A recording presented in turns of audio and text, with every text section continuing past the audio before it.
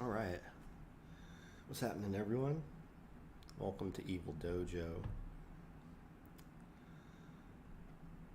I am your host, the ghost with the most gnosis, fucked up teeth because of halitosis.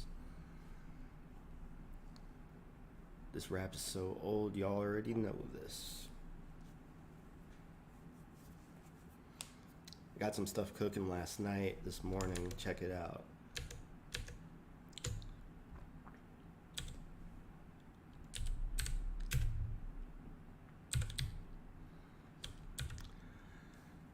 So of course, you have no attack in the to weapon with. You have no block to shield with. I said that backwards. Fuck it. We do it live. Pick up sword. Sword appears in inventory and also displays a little icon for the weapon. Oops, I didn't mean to close that. So, pick up sword shows up. Pick up shield shows up. And we can flip back and forth between them now. However, at the end of the night, the last thing I did was I disabled auto equip. So, we're gonna need a way for not only the player, but also any entity in the dungeon to be able to equip something that they've picked up in their inventory.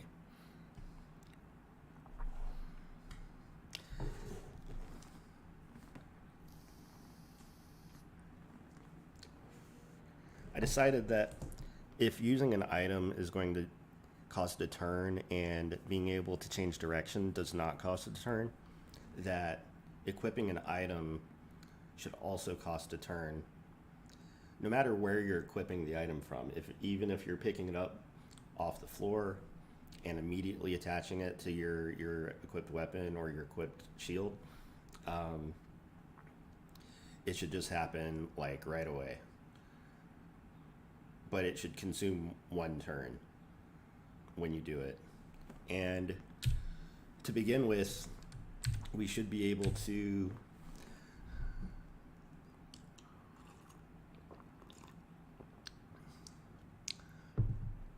access, well, to start with, we'll equip stuff that you've picked up. Eventually, I'm going to do something like Sheeran the Wanderer does, where you can equip a see, we got a few people. Good morning, everyone. Good afternoon, rather.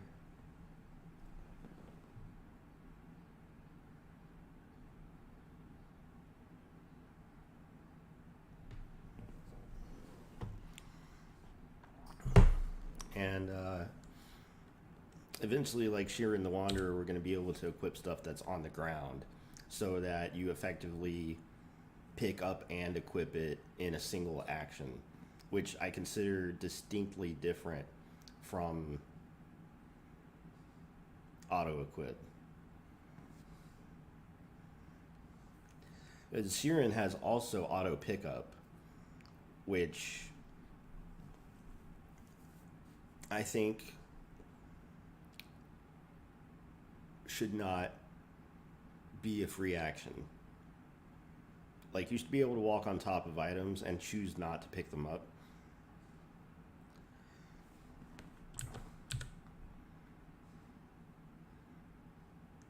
Okay, this is a good starting point. So, like I said, we need the ability to equip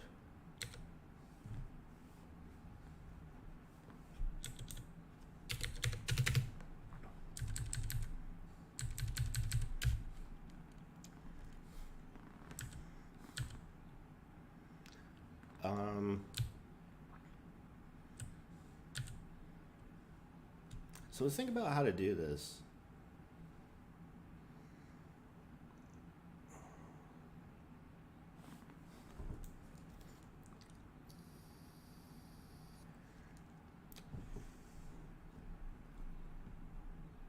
If you select a weapon in your inventory,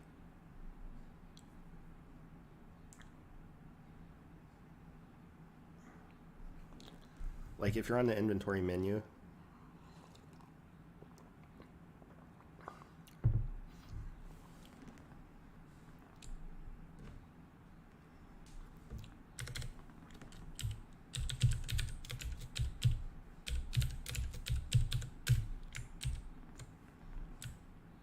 so here's the code for handling the controls when you're on the inventory menu. All we have right now is the ability to flip up and down between items, but let's think about this for a moment. If you highlight a weapon and you hit enter, we could just, rather than like provide any sort of failsafe to begin with, because we're just making something that is a test of an idea on how to do this, we could go ahead and say if you press enter and the inventory menu selection is on a valid location, then we check the type of the item that you selected.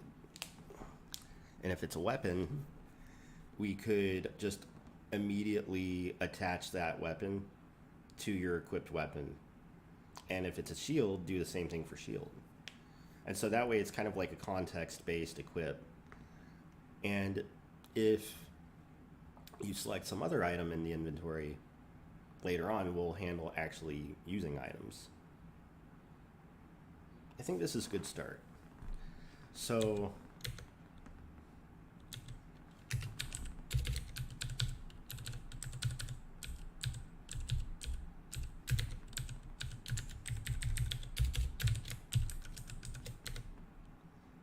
if you hit the enter key, right?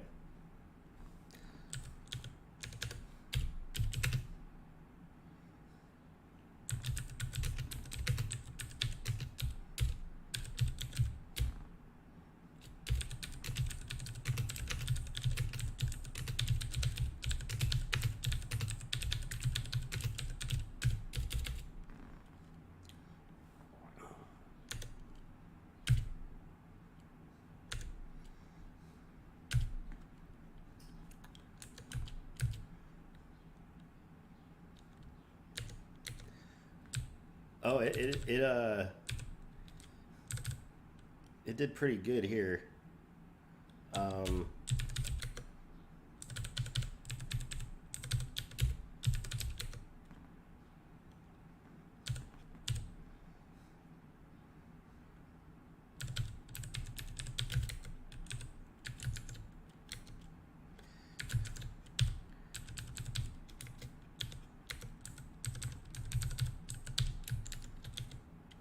So,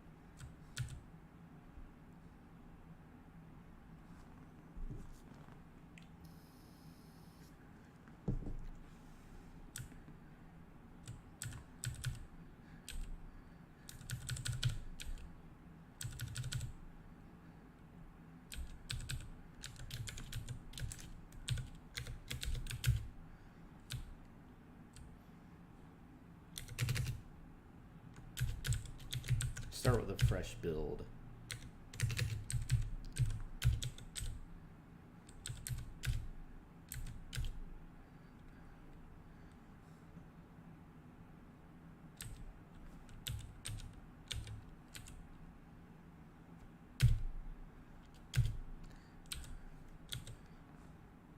Oh shit.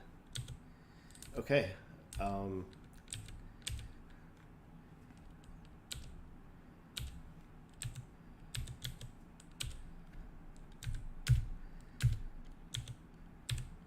Oh shit, yeah, fucking equip works. Now, it would be nice to be able to know the fact that we have these equipped. Like, we have no indicator telling us that these are currently equipped.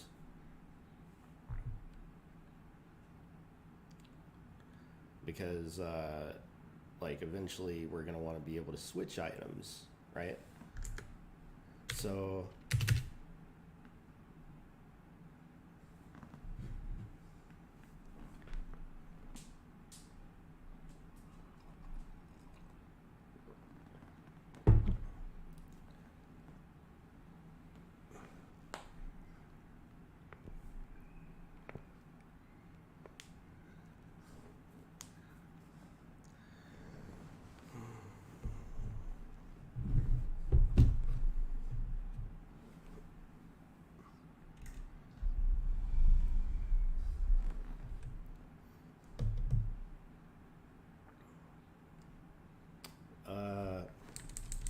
back over in libdraw, like we have this big nasty function that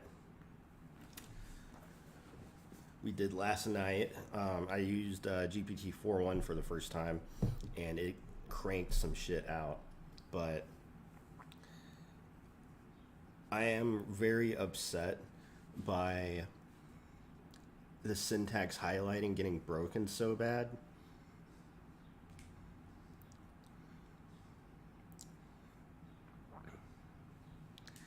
And I'm not sure what's actually breaking it.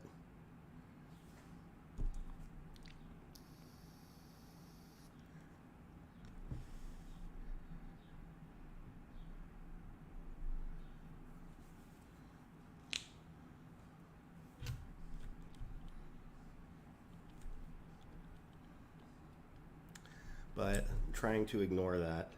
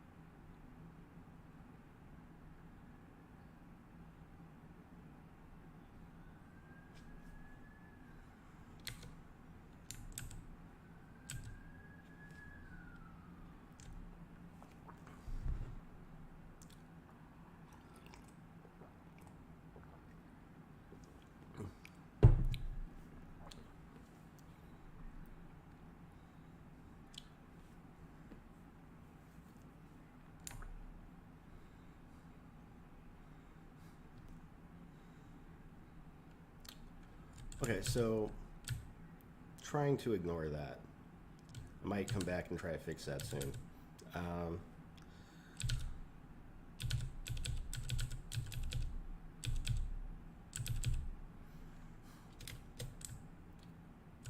Oh, fuck.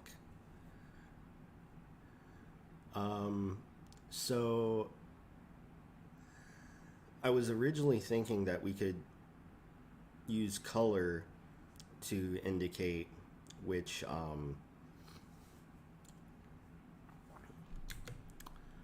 item it is that we're going to be drawing, but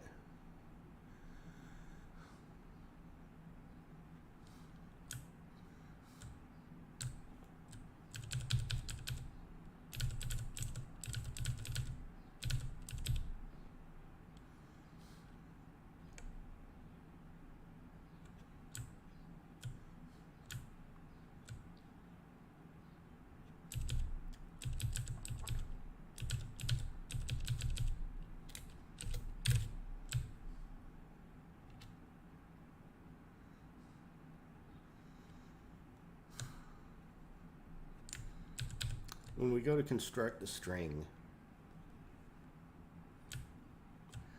this is the means by which we are able to attach a cursor to which item it is that we're currently highlighting. But we want to attach another feature now. We want to know what item in the inventory you're currently equipped with for your weapon and your shield. So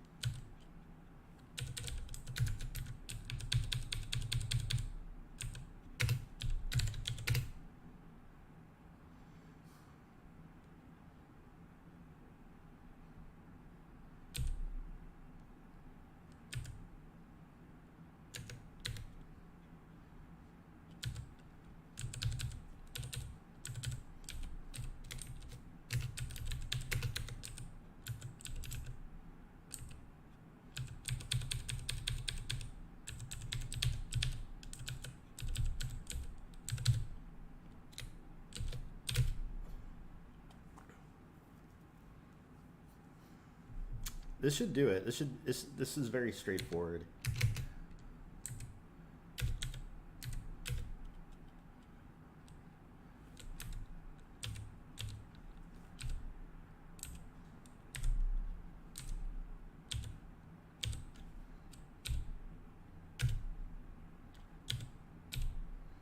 Oh, sick. Look at that. Uh-oh. Oh, wait, that's only for rendering the selected one.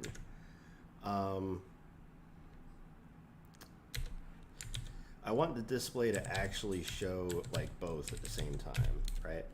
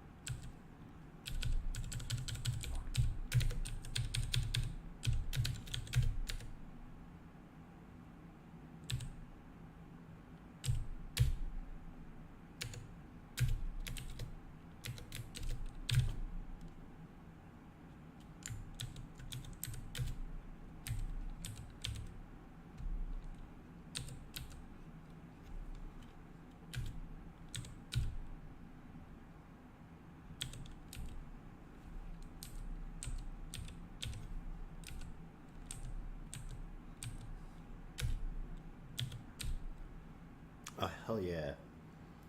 Now the real test is going to be when I create a second item, like a second weapon or a second shield.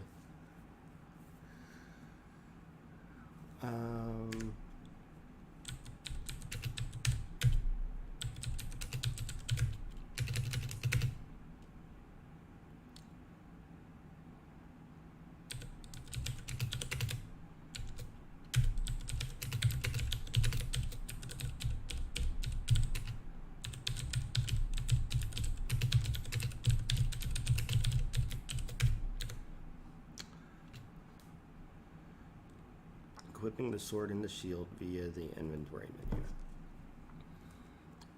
Okay. So also remember that I did say I wanted the equip action to consume a turn.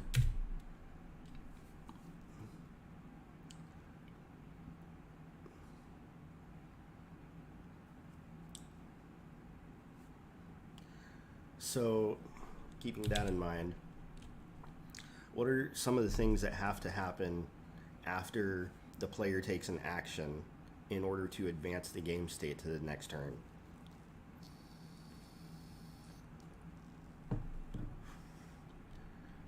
So, the next turn, like for instance, let's take tri-entity block, right? We actually just changed the flag to game state flag player animation, and this essentially indicates to the system that we've essentially flipped over one domino, and now we can move on and prepare the frame for rendering the result of that game state change, and then move on to processing the NPC logic, and then they get their turn animated, and then we get back to the player.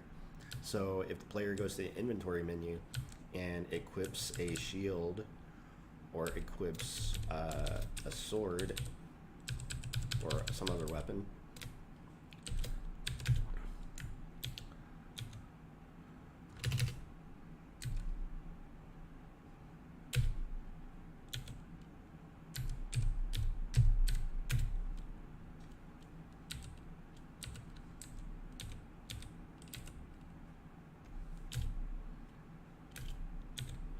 see, I didn't see if that advanced turn. All right. We're on turn 6. And that consumed a turn. So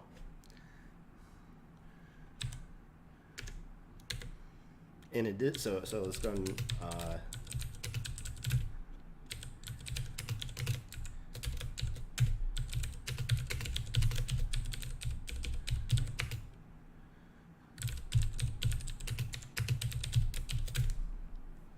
equipping consumes 1 turn.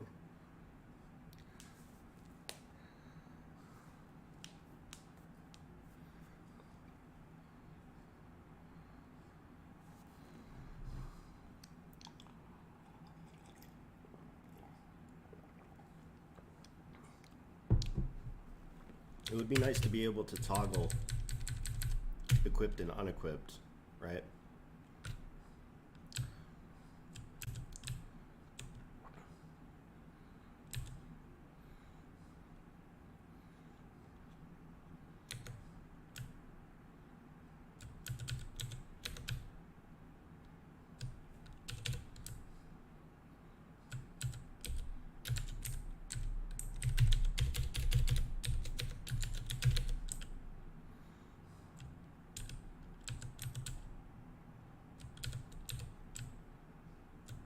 I can read the chats, by the way, if y'all want to chat. Like, hit me up. How y'all doing? Y'all having a good day?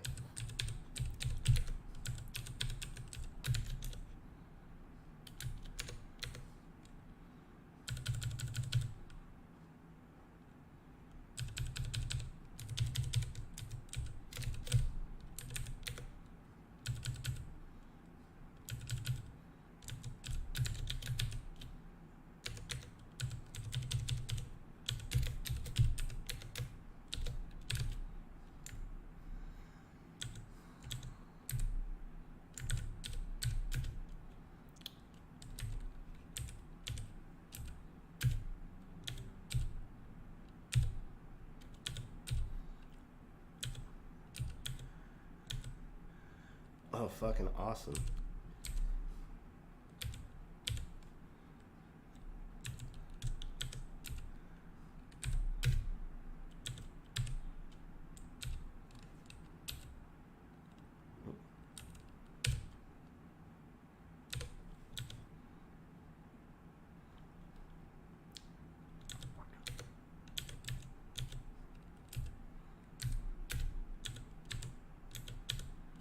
Okay.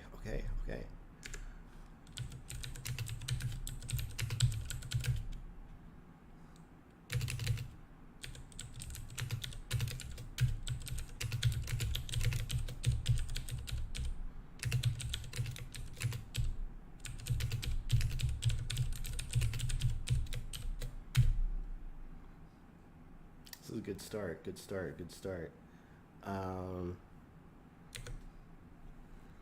Already been on 30 minutes.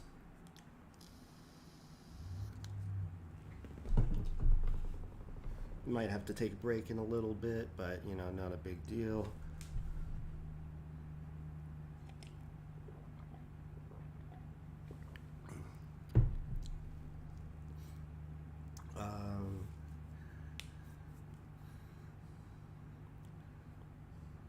Let's think about this.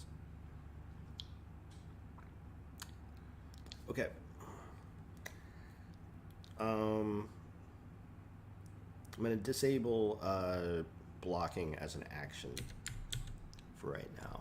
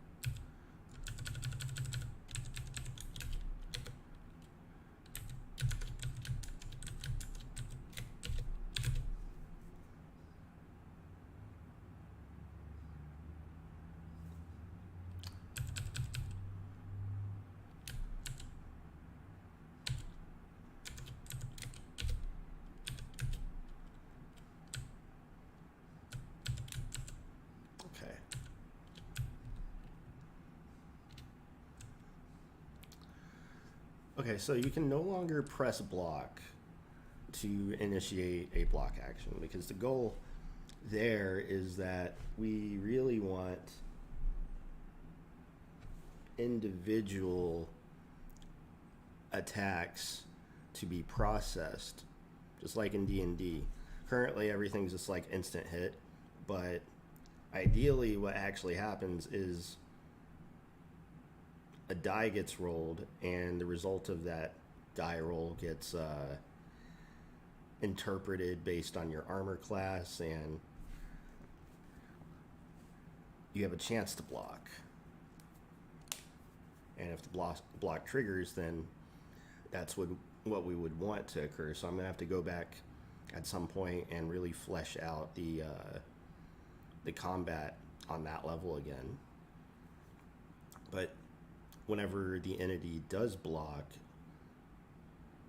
we had it working so that the animation and everything was pretty smooth. So hopefully it's not too difficult to get that really situated again.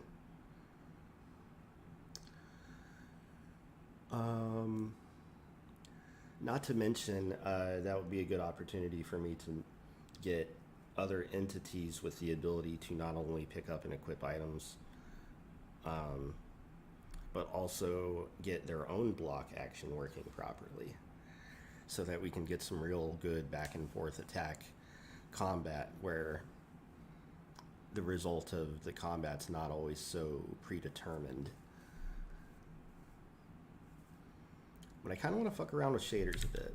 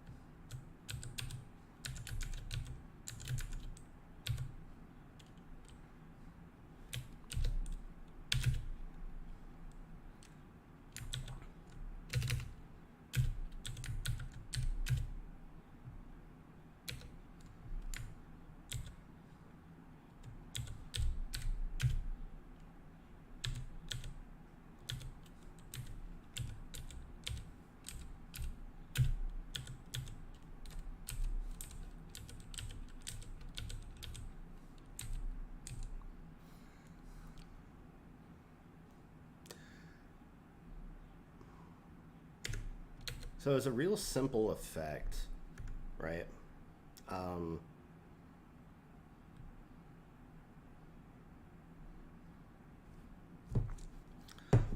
Let's take a look at how the shader system is supposed to work.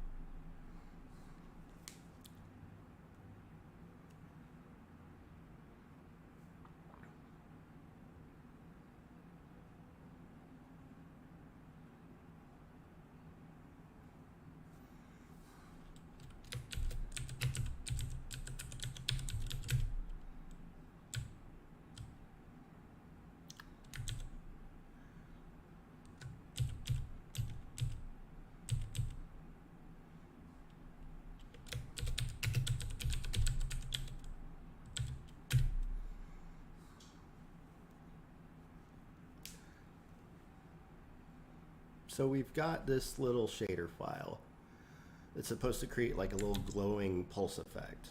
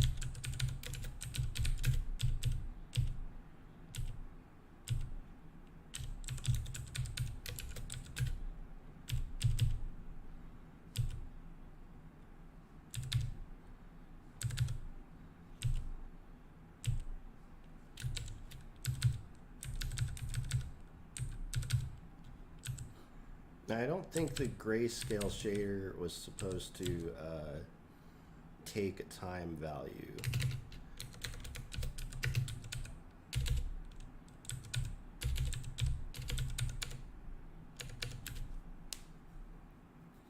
Yeah, this one does not really take a time value, but the tile below does.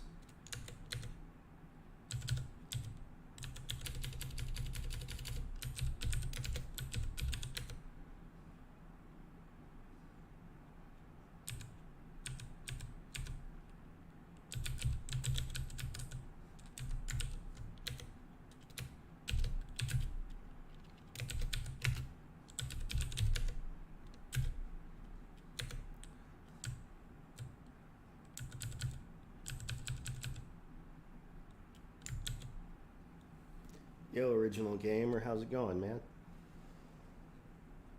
Hope you're having a great day.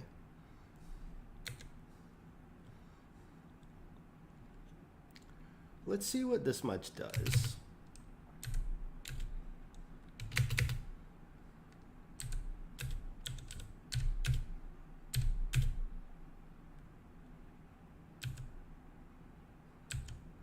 Yeah, see, I don't think this is being drawn in the right location exactly.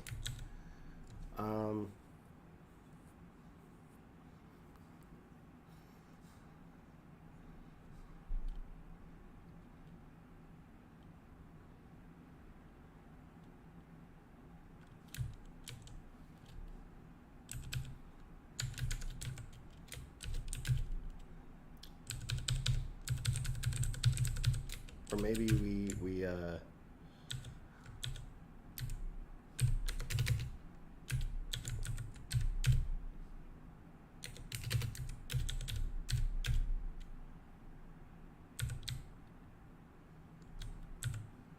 nothing's really glowing here.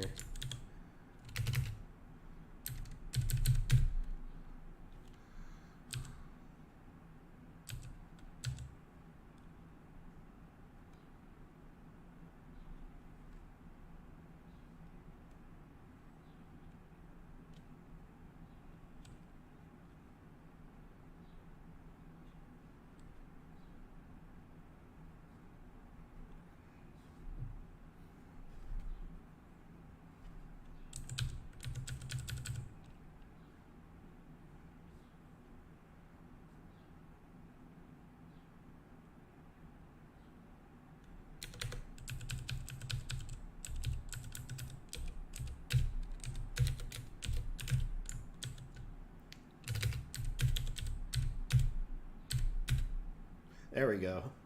Okay, okay, okay. Hell yeah, yeah. This is a basic shader setup here. Okay, check it out. We got the shader applying the effect to the entire texture.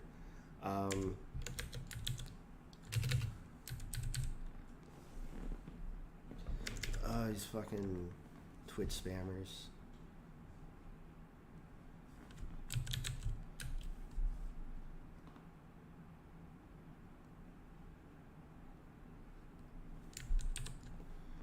Okay.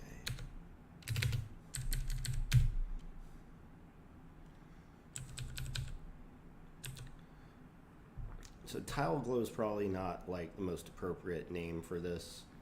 So this would be like a whole, like the whole frame.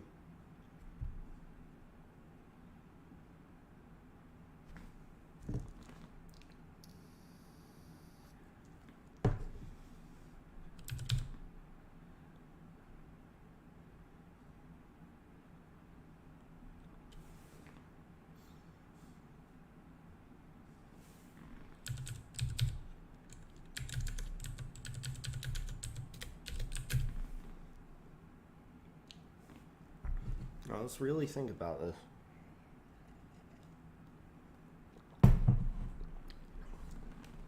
So like,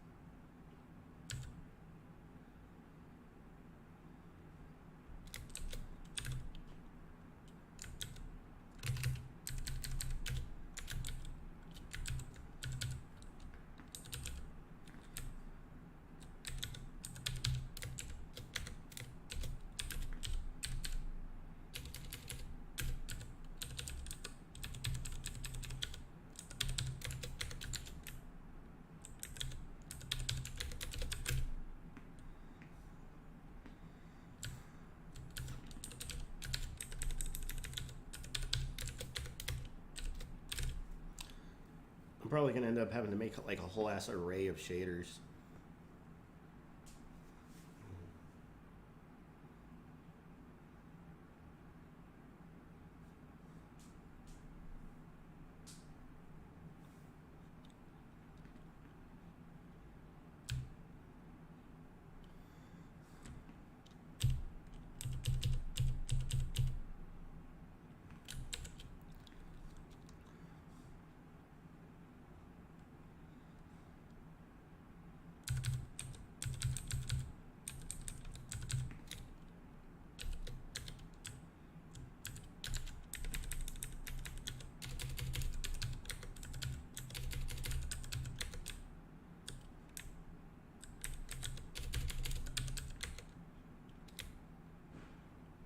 Yo, Duck D's, what's good, man?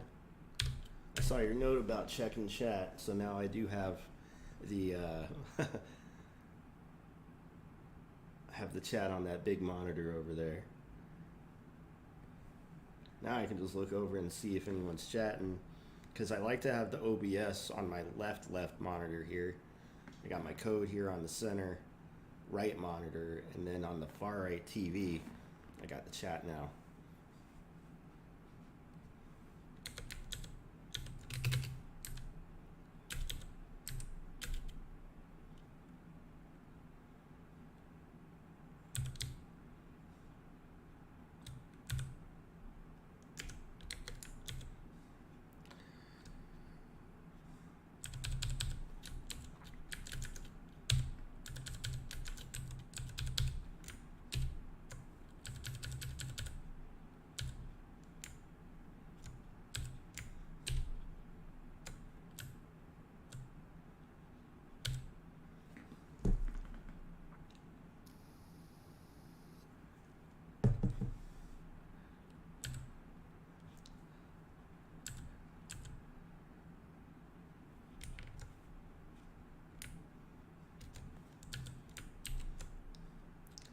Okay, I have an idea for a shader.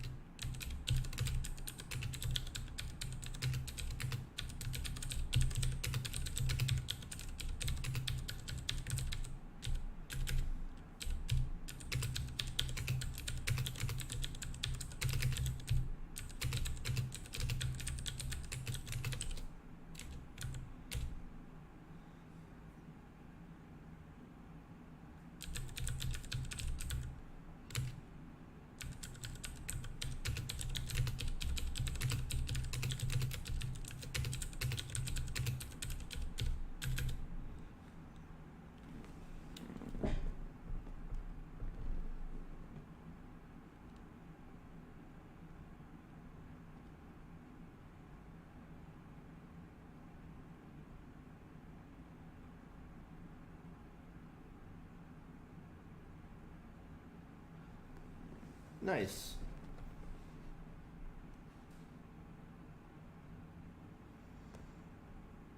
Yeah, you have to be careful with feeding birds. I used to, I mean, a lot of people have the misconception that, you know, like for instance, it's a good thing to feed ducks bread.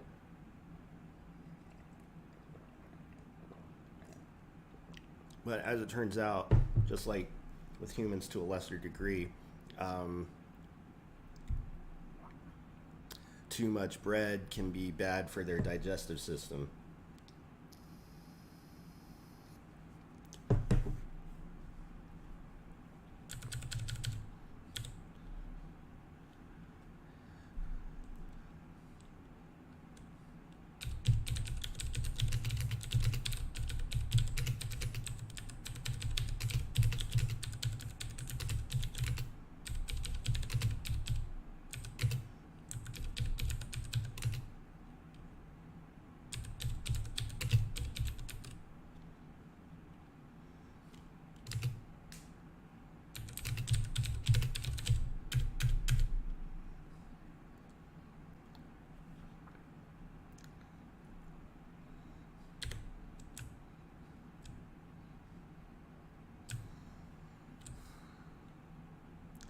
Uh,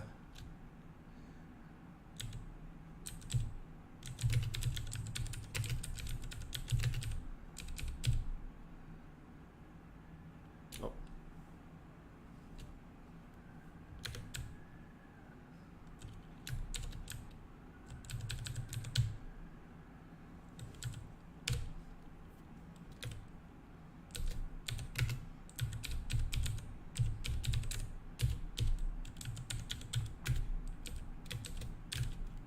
All right, we're gonna call this color noise.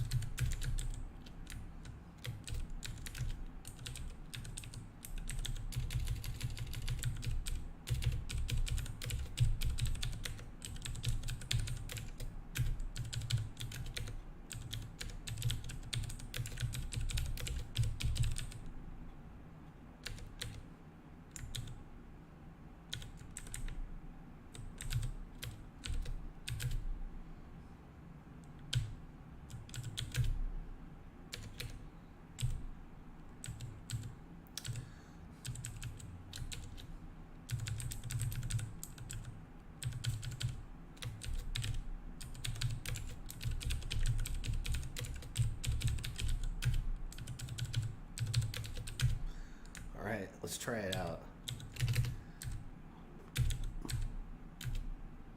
Oh, fucking sick. Oh man, that's awesome.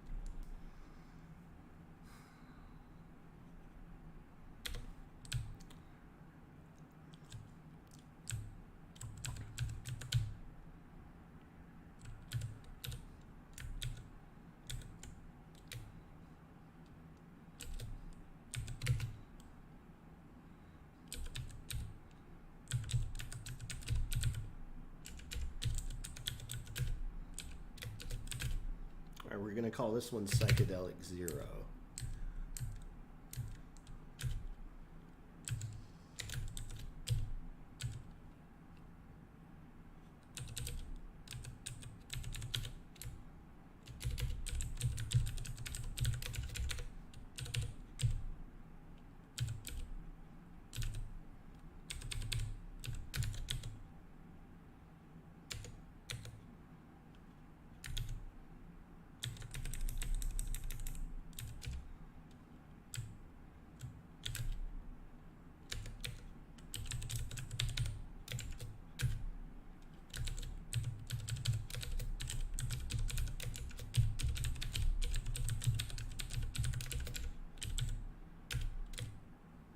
Yo, what's good, Dulce?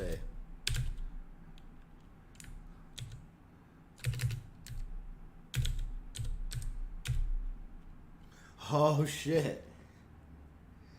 Oh my god, what the ever-loving Christ fuck is going on? Oh Jesus. This is not what I expected at all. all of our what the hell? Holy shit. This is a bit this is definitely an acid trip, but I also don't understand why. Oh, actually I do. It's because, well, no. No, I don't know why he's moving so far to the left and the right. That's crazy. The items are bouncing reasonably in place, but as you can see, they're also getting cut off a little bit right here. Wow, this is very unexpected.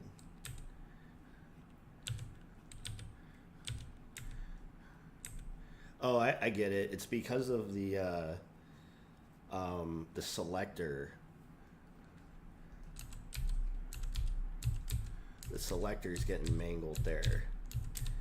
This might look good if we apply it on a per tile basis as opposed to like trying to draw the whole thing, but wow, I'm very impressed by this, and same just in like confused awe, like.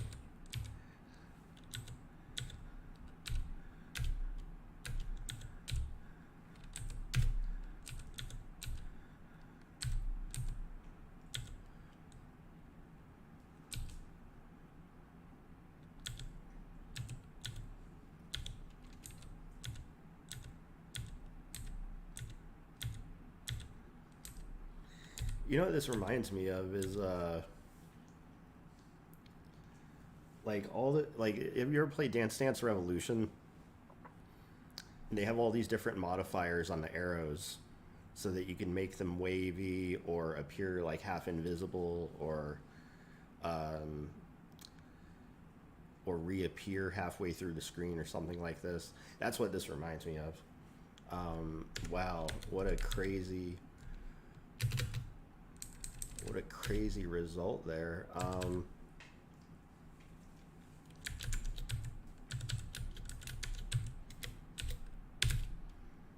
want to be able to like find a way to like very easily try these out, or like turn one off and turn one on, and or switch between them, or like rotate them. This could be kind of a fun stream.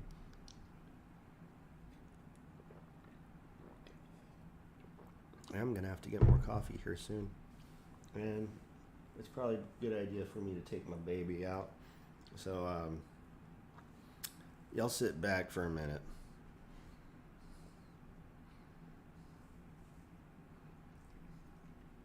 I'll be right back. Let's refresh.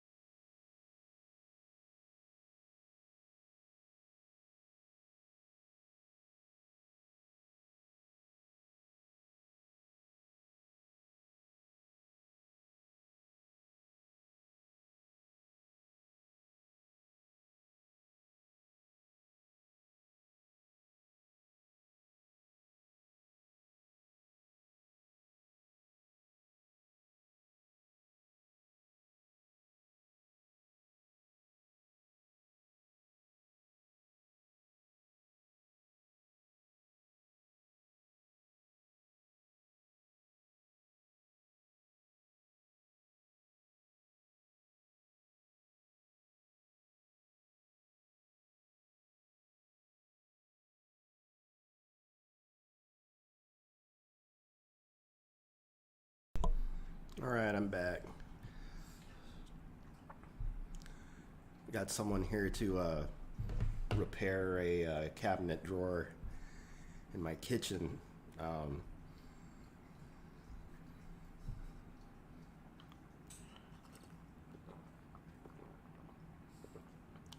About time that they showed up, but you know,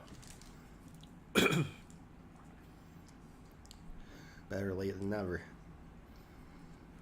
So that psychedelic shader was kind of unexpectedly wild.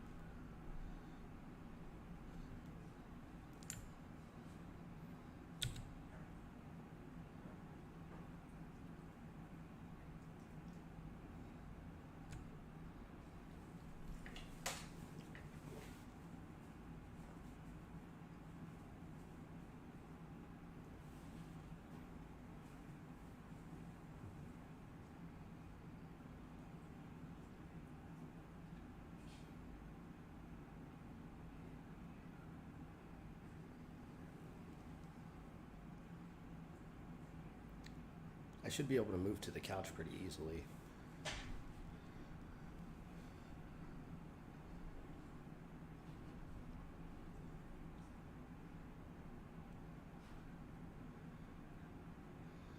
I am not very good at GLSL at all, but I believe in my own ability to pick up any new programming language or operating environment given enough time and practice.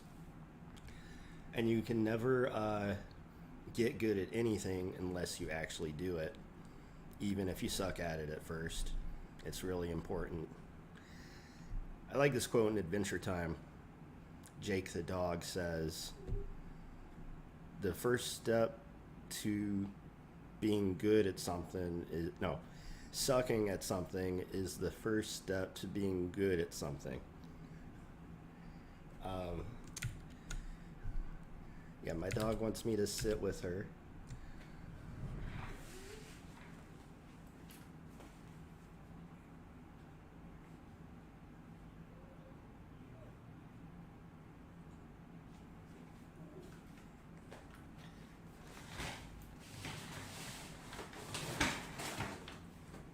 Let's see.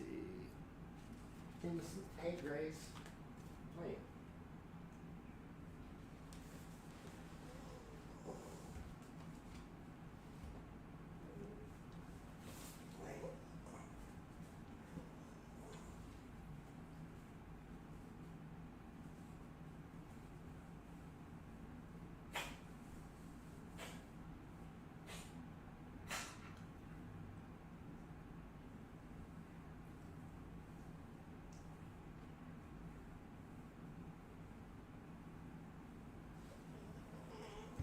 Let's see.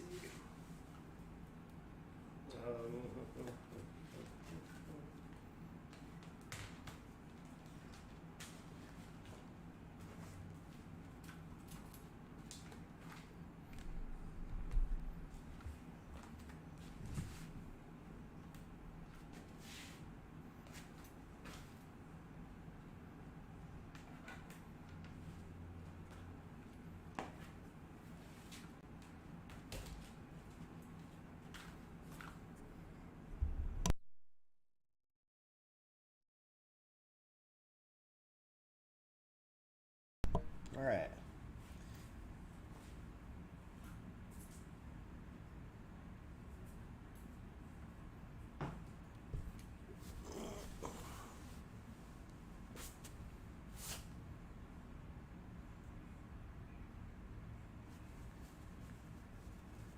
Y'all can still hear me, and I can see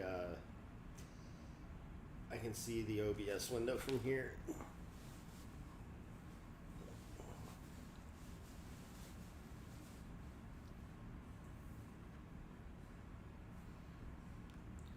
I could put the mouse right here. But I do have to increase the size of the text. I can't read that shit at all from here.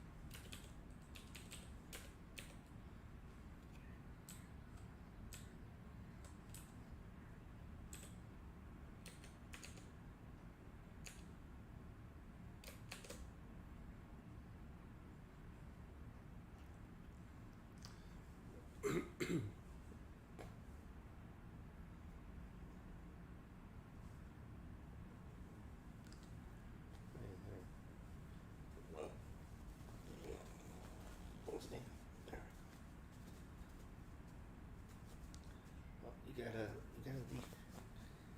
You gotta leave. You gotta leave.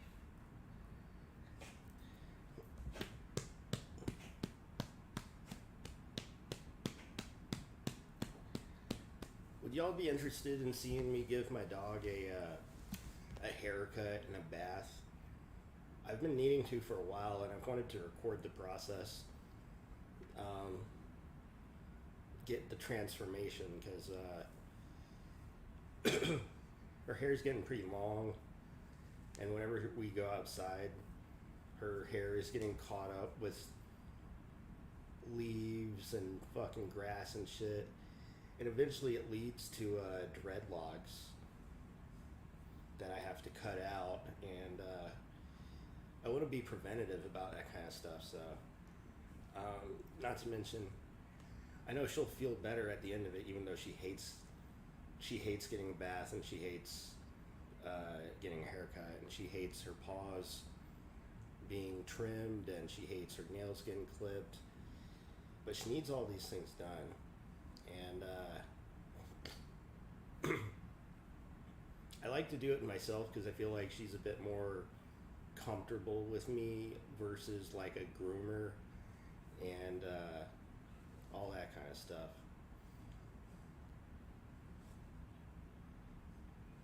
Yeah, I'm talking about you.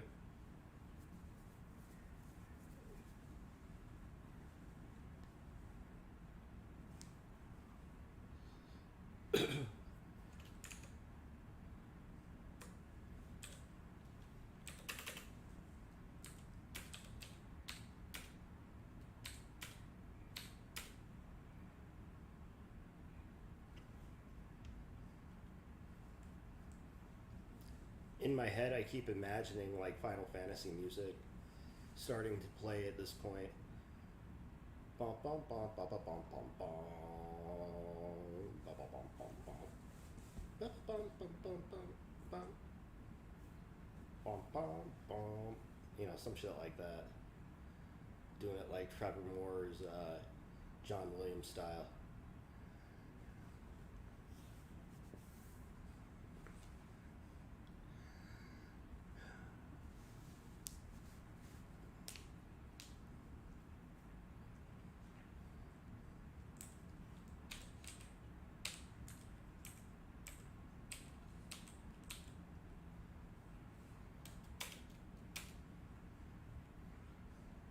The enter key should also advance messages. A lot of keys should actually advance messages.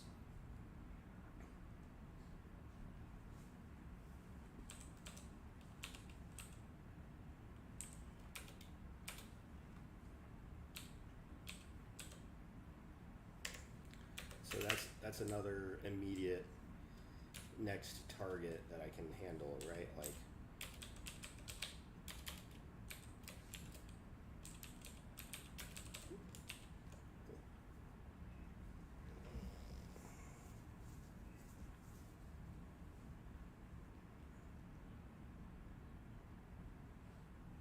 what you got now?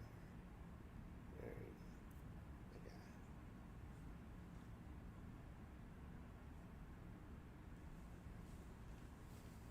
you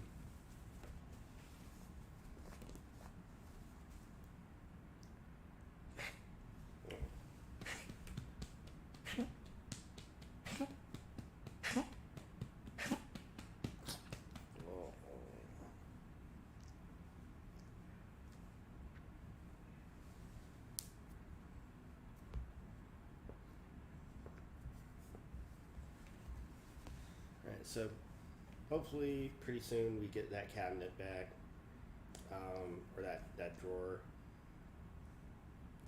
Also, pretty soon, hopefully they fix the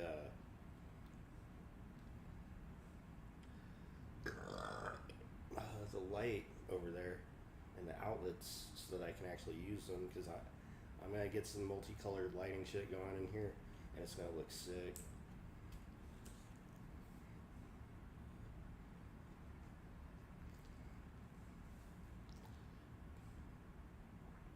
So we actually don't need to use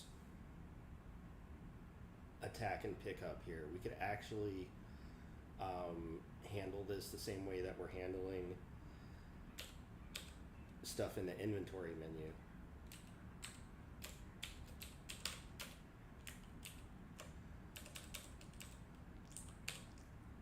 As initially the whole point of the action keys was to allow the player to script out what key that they want to press. And I also realized that the way that my system is built at the moment, it comes into conflict with situations where a key maps to multiple different locations in terms of like code locations, like the I key when you're in player input mode pulls up the inventory menu, but the I in the inventory menu closes the inventory menu and brings you back into the player mode.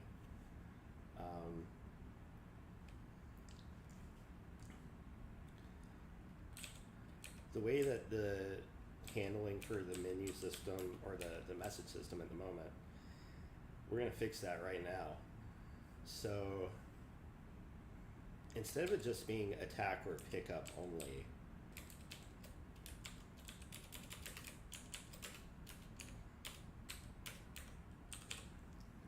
so we're going to do I enter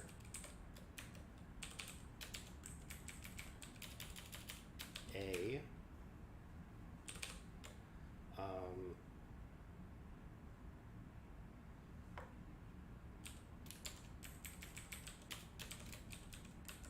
space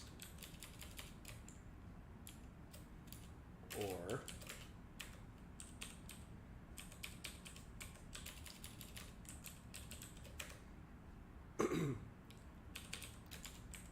comma or period.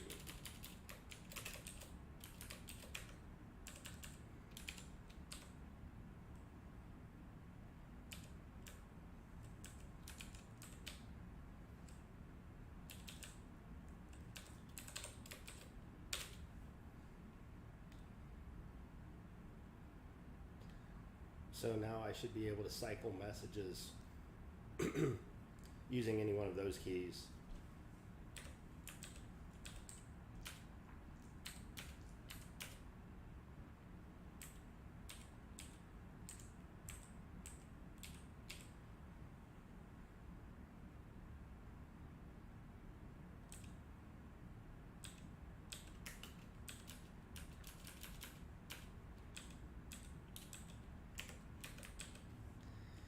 It didn't seem to grab key enter.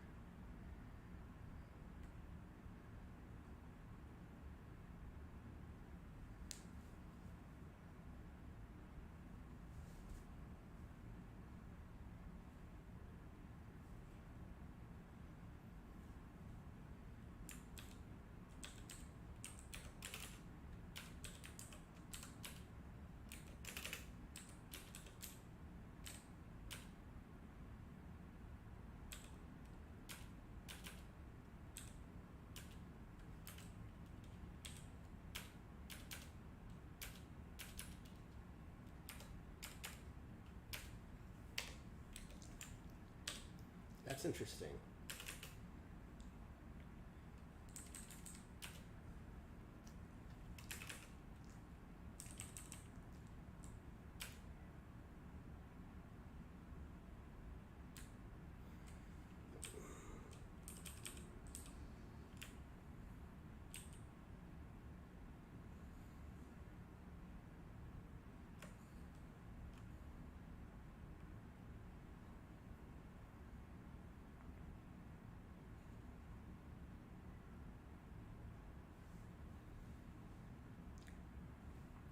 me check chat.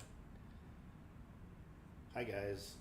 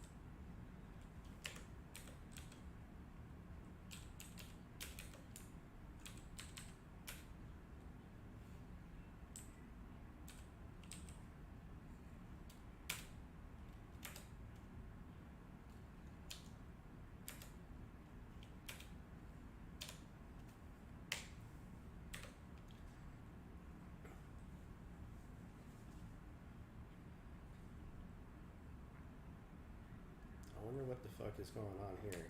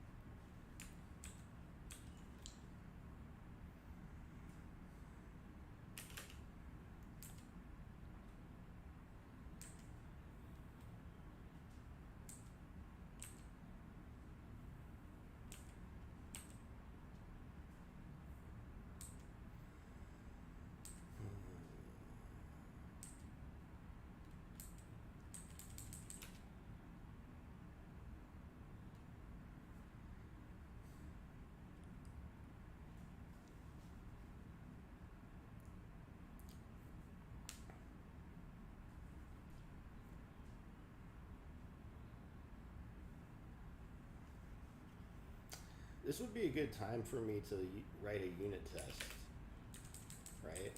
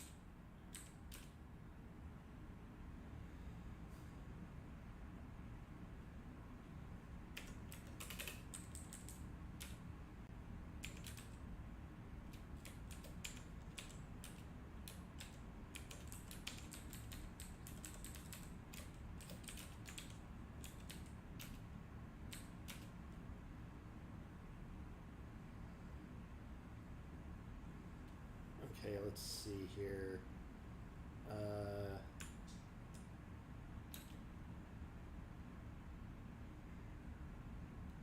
Yeah, it actually shows up. Key enter pressed.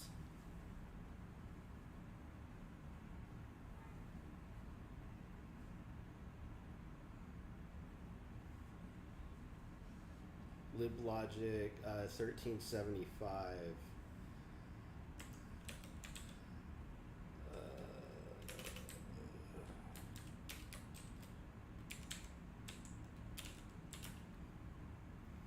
Oh, that's why. It's dying early because I haven't actually defined a corresponding action key, but as it turns out, we don't need the action key up here. So much is down there.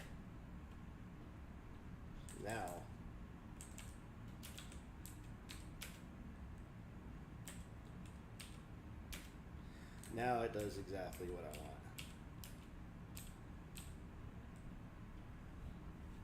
Oh no. So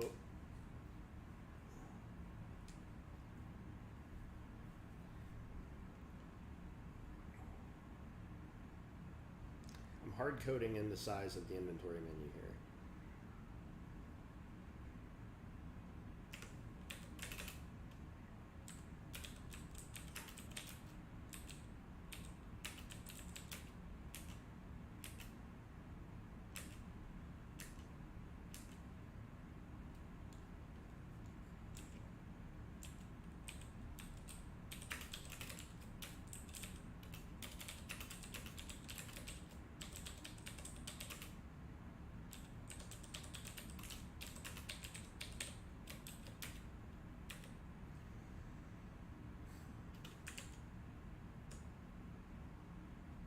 Wow, we got some people watching. Holy shit. How y'all doing? Everybody coming to just watch little old me and Grace Face just sit on the couch here.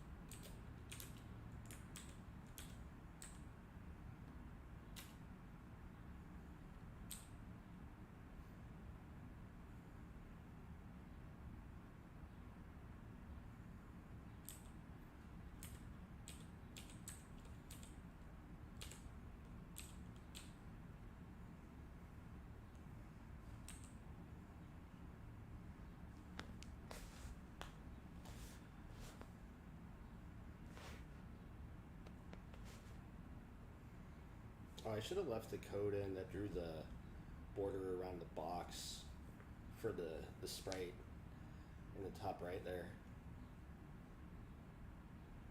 It's fine for right now. But the height here is important because previously it was way too small and we couldn't even see anything.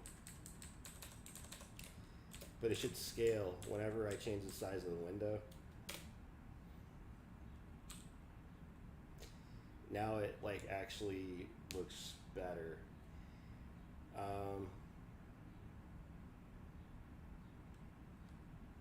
However, the font size is far too big at this height.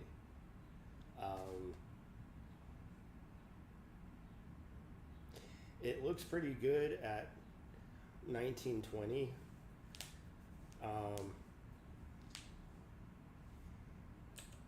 At the end of the day, you know, we would really want this to scale with the size of the window.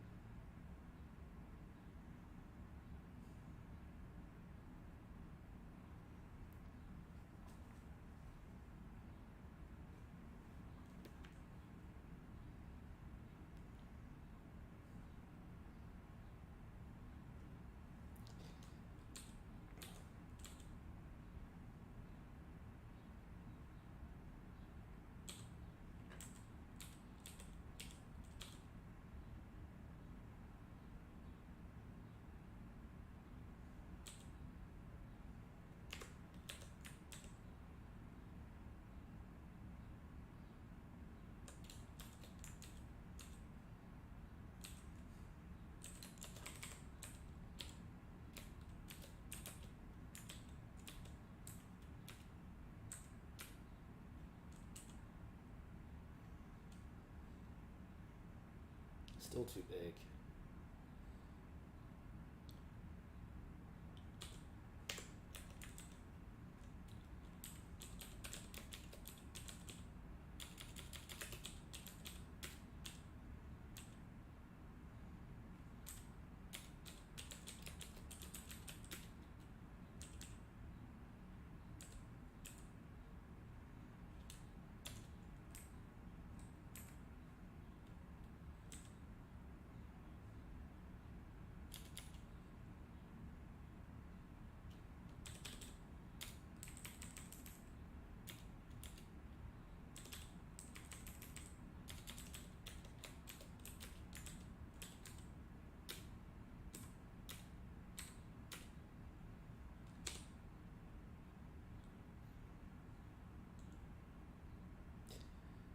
Maybe supporting at this resolution is not a great idea out of the gate.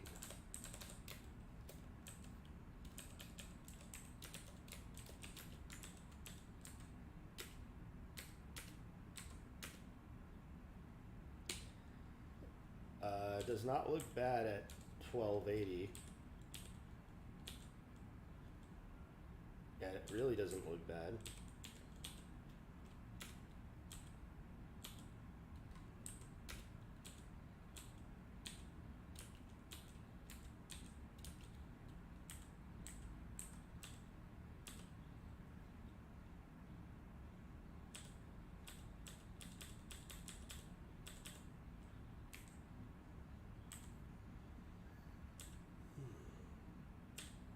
You might want some transparency to the message history.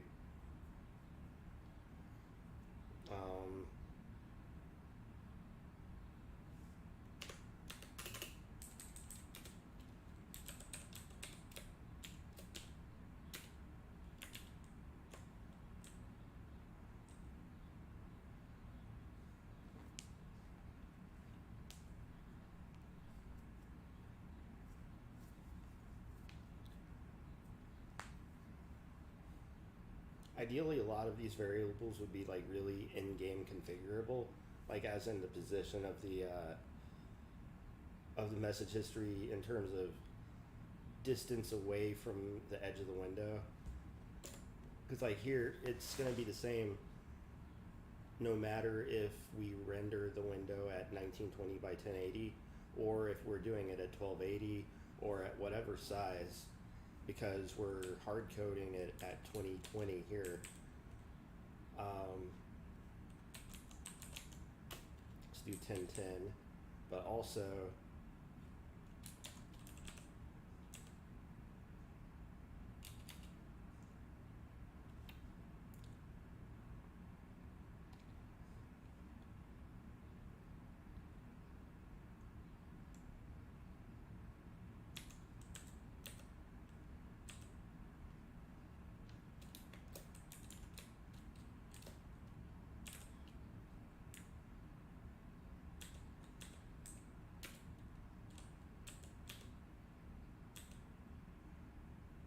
that's pretty damn transparent.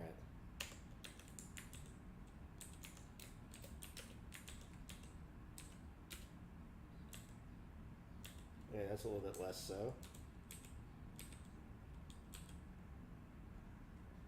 It looks pretty nice behind the inventory menu there.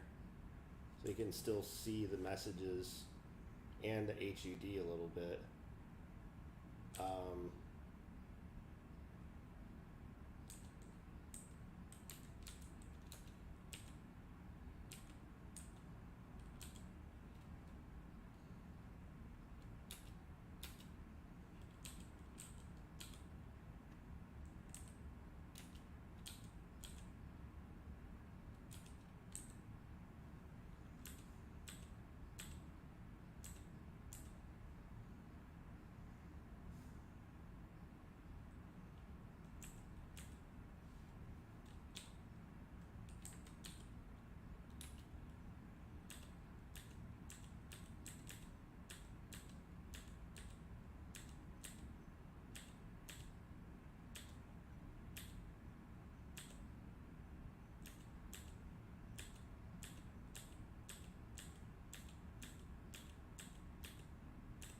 Okay, that does not look bad.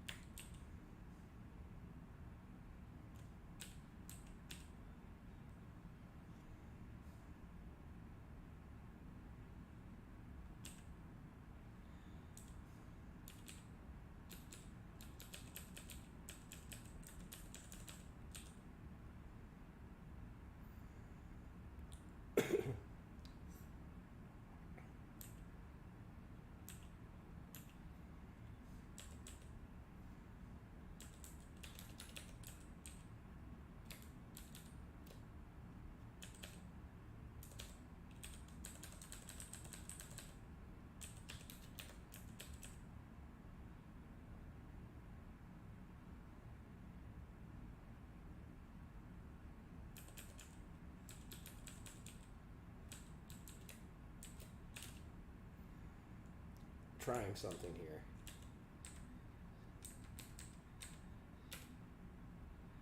Okay, no.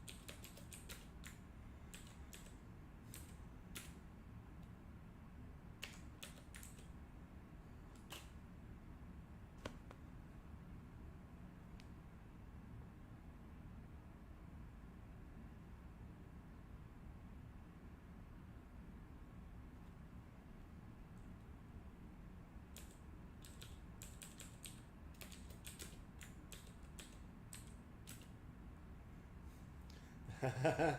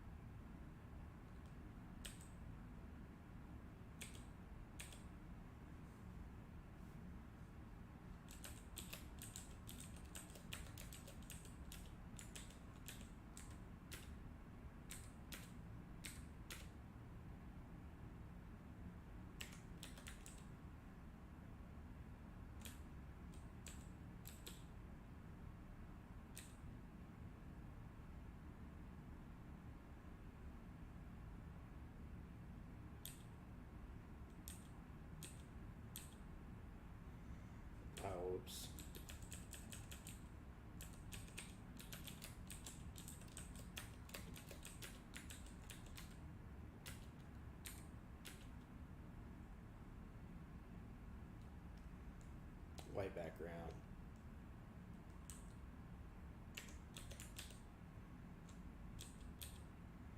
But the shader doesn't seem to have any effect. Probably because the color noise one is literally just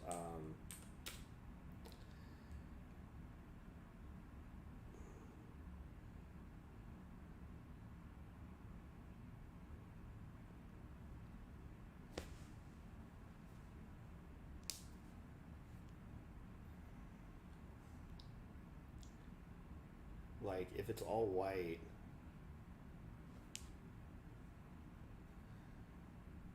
then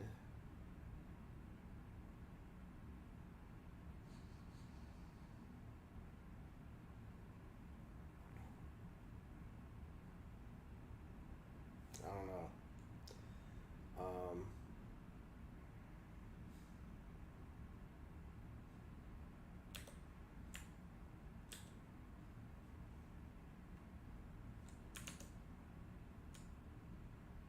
What's up, Noah?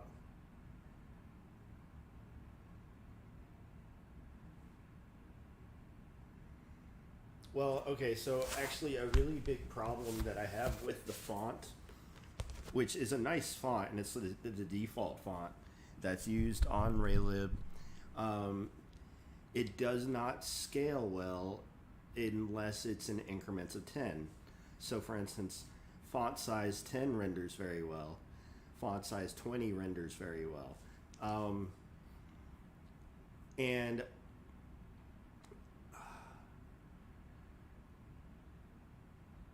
I'm gonna have the same problem, I think,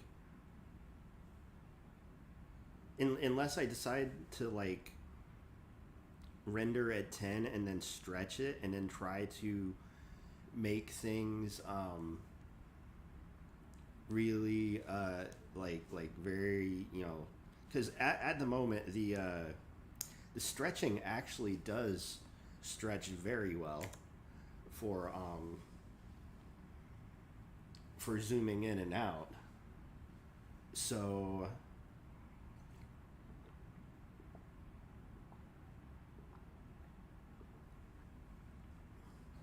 I don't see why we couldn't have something similar for the font system.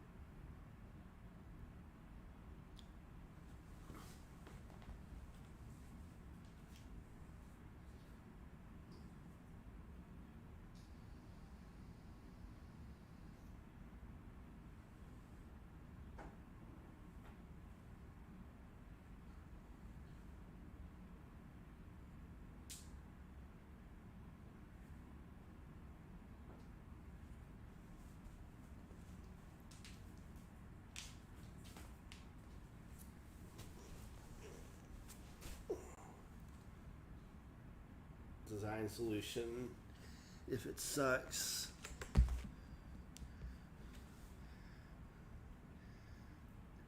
Yeah, no, for real.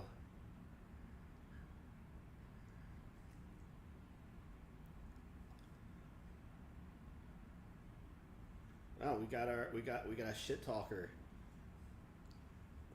with a weeaboo last name, Kasangati. That's rich.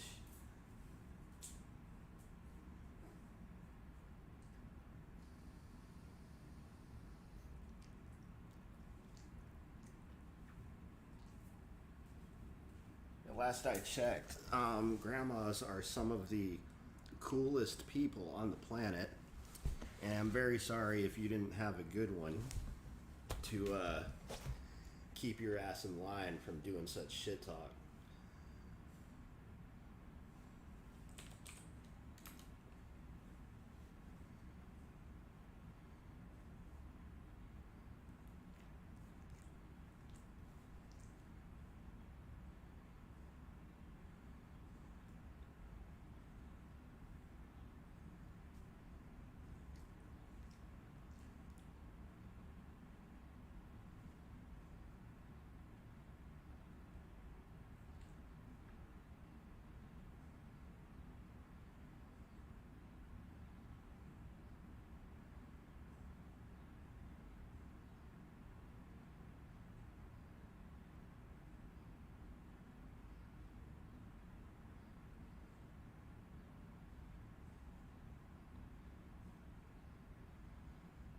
right, cool.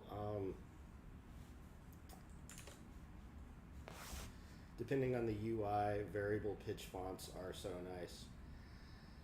Yeah, there's a lot that I have to learn about fonts still in this department. I think fonts are very interesting, and I think the aesthetic, like I'm normally not a UI person, but I think stuff like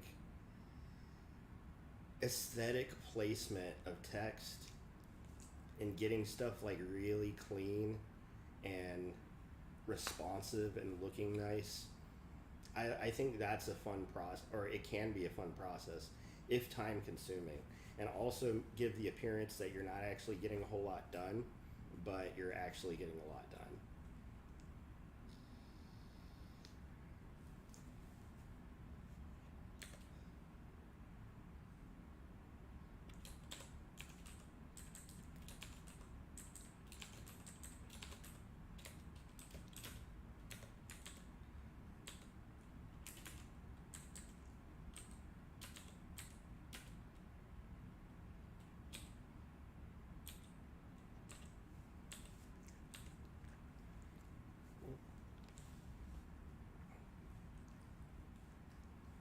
It's funny, he says I code like a grandma on the couch.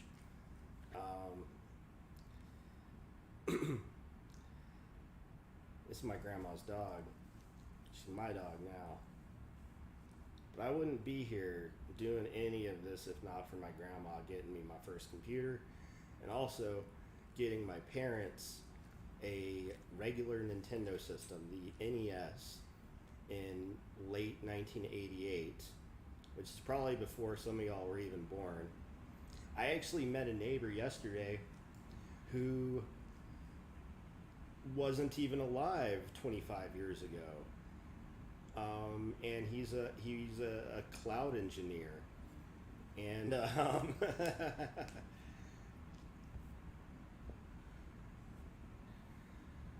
I've been programming for a very long time.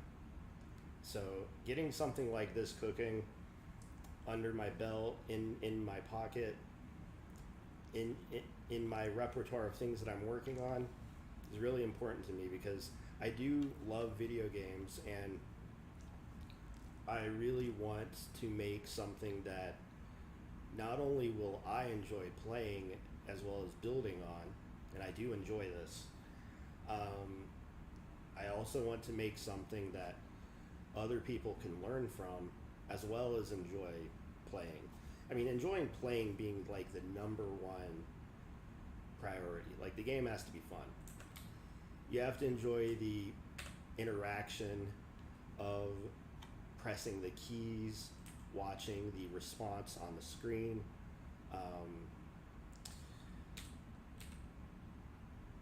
beginning the process of thinking about the next action that you want to take in an effort to optimize your chance of surviving.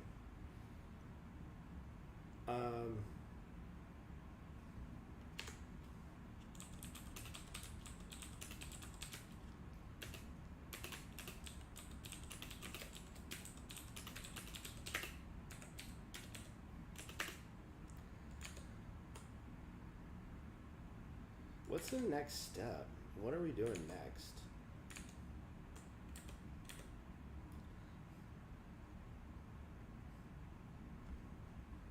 Come on now. I know y'all got ideas. Oh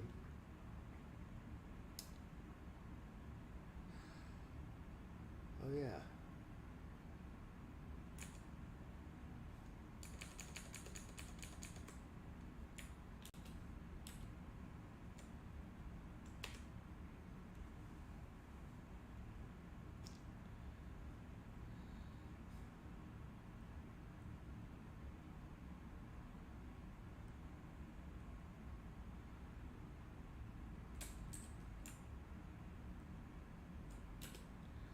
So check this out.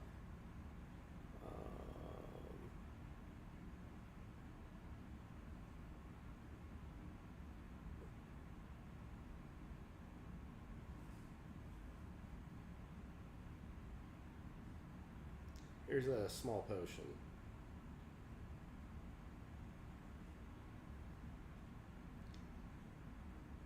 Here's a medium potion.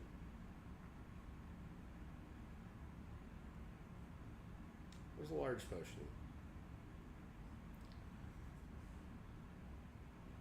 Let's see how quickly I can get a potion spawning in the dungeon.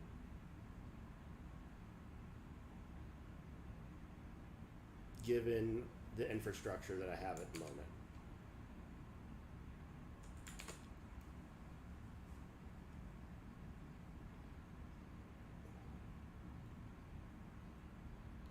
So maps will definitely be on the agenda soon.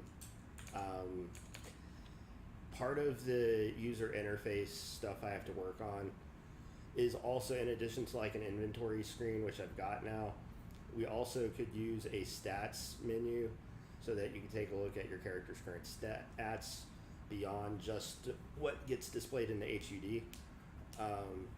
Because there are things like strength and dexterity and a bunch of other stuff that we haven't even done yet. Not to mention there's going to be, you know, you're going to eventually be able to level up and assign stat points and have your attributes scale appropriately. We got to get a lot of that cooking at some point. But we're going to place a potion because since I disabled block, I'm going to have to go back and work on the back and forth of combat a little bit in order to get like chance of block working when you have a shield equipped, have the automatic shield block occur when the block is successful, and then it's actually the action that's in there that is described as guard should actually probably be described as like a shield like rush or like a shield like slam.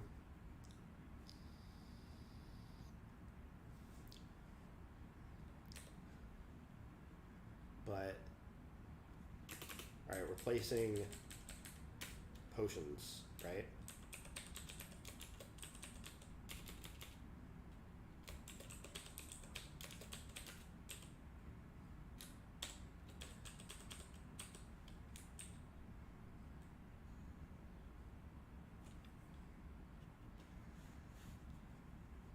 So given an XY floor and an item name, we're kind of hard coding in the actual creation here, but over in the entity.h, we've got a new weapon at. In addition to that, we now have a All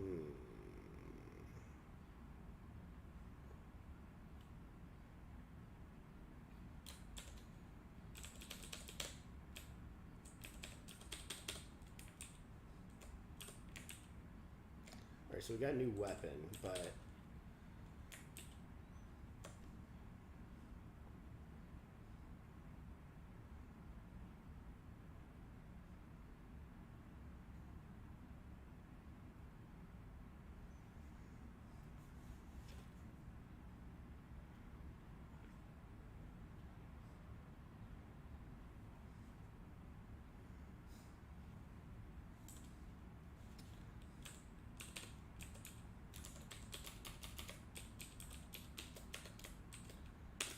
potion is getting its own entity type.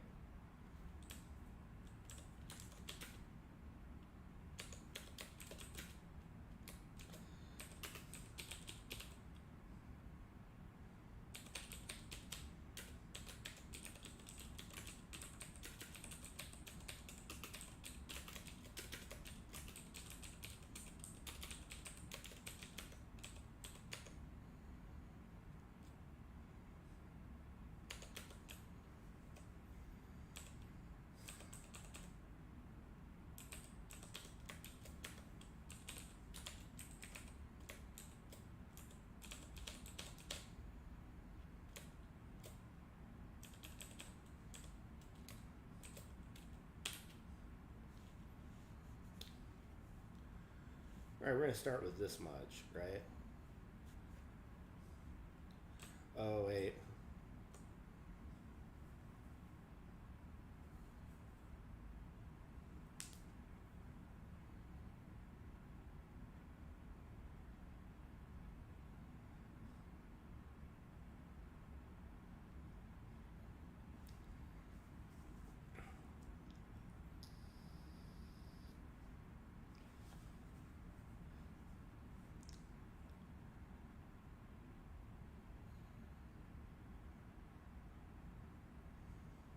I want to be able to handle for like complex potions, right?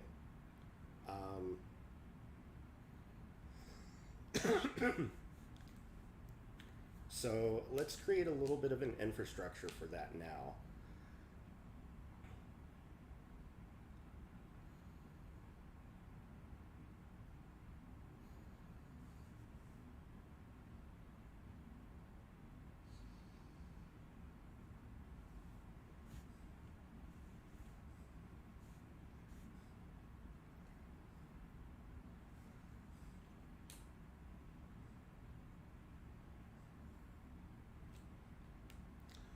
Well, we have 3 different sprites, and in general, the amount of HP, for instance, that a small, medium, and large would return is different. But I don't necessarily want to hard code each one of those, right? I'm just thinking out loud here.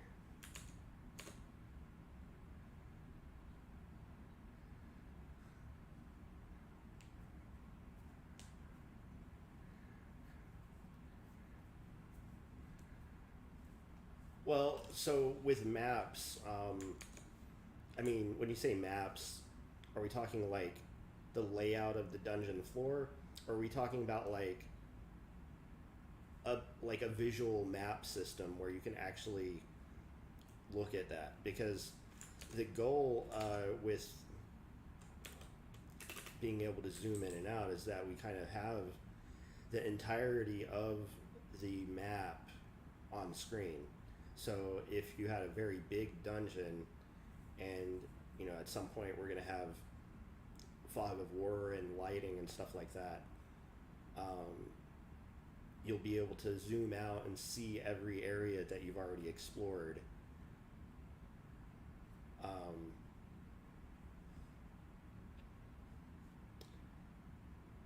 But there might be a separate map system required or necessary because the lighting system might be such that you can't actually look back and see previous tiles anymore.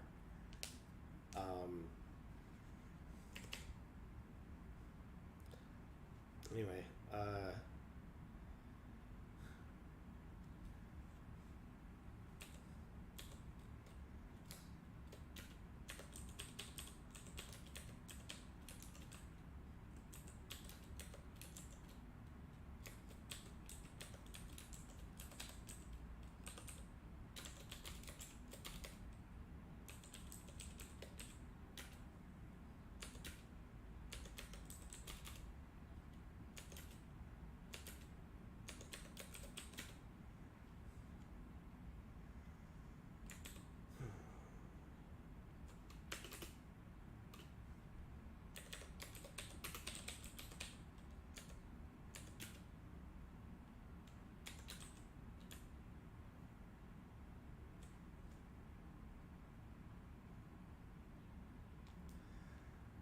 oh, the stats could be attached to the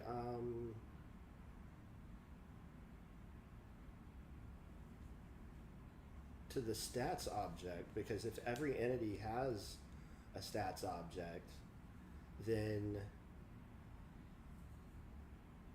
we could potentially use that. But for the moment,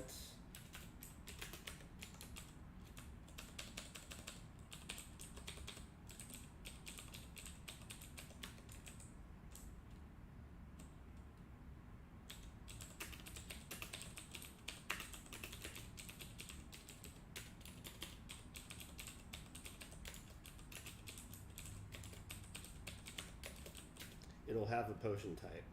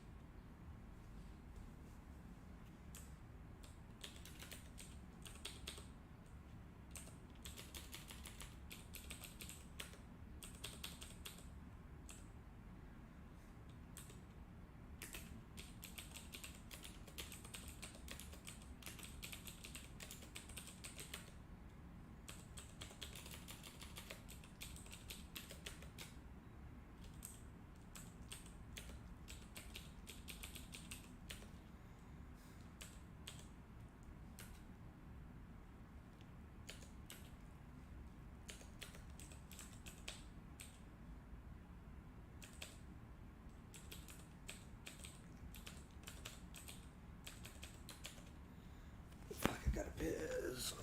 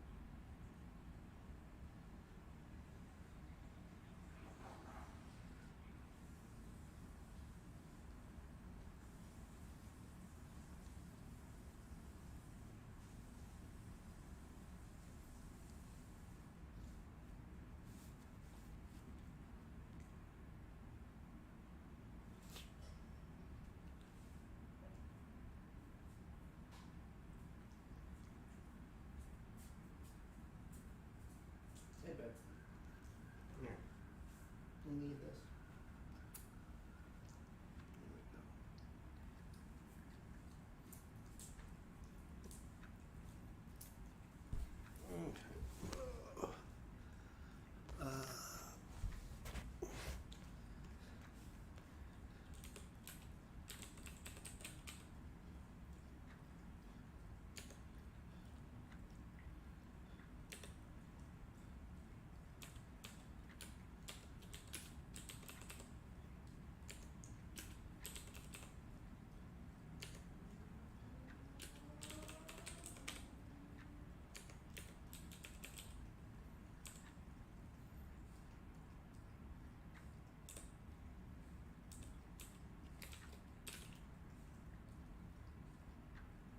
Alright, we've got new potion now.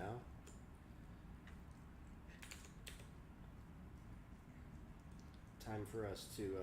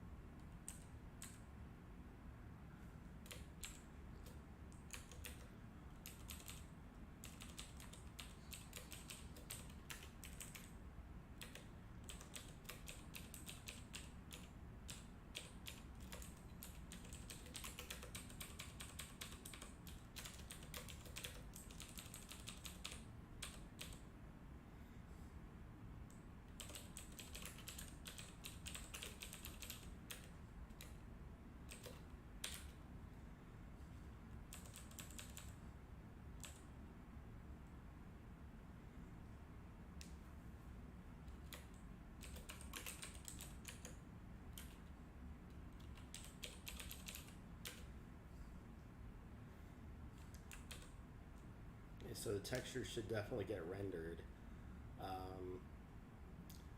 Well, it's loaded rather, but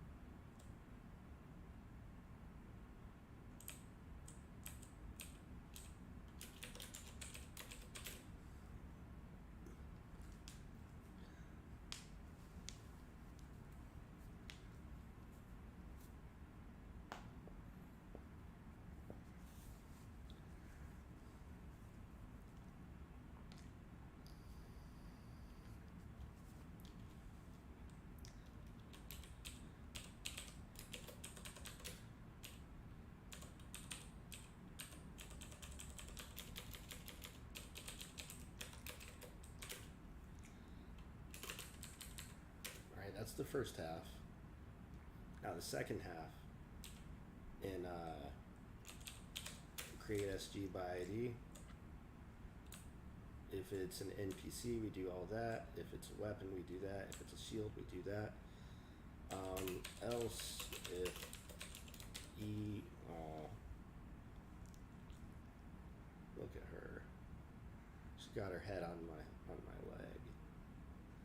I love you, baby.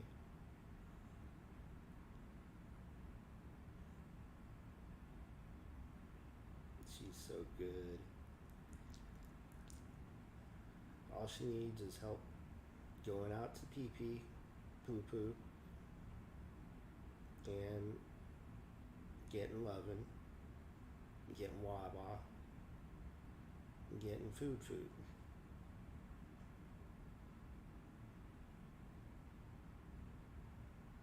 All she wants is someone to be by her side.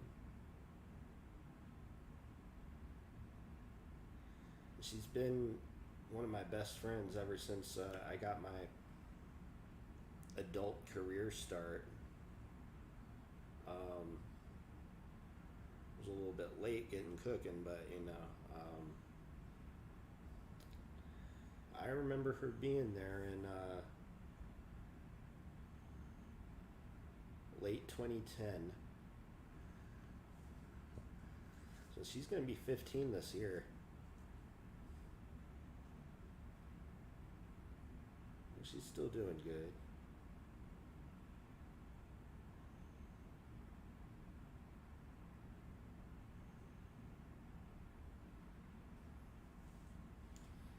So if E pointing to type is exactly equal to ND potion,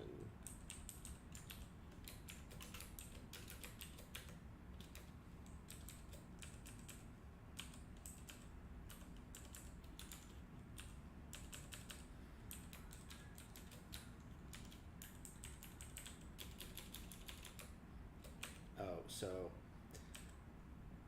now we're going to have to actually look for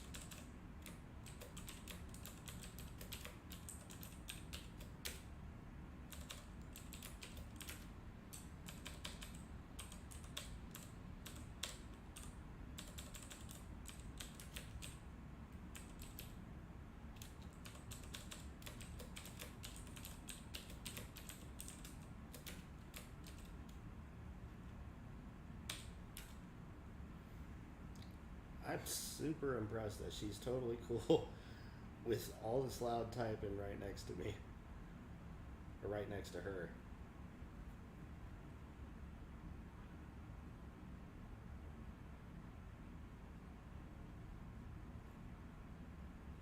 You're so good, Gracie.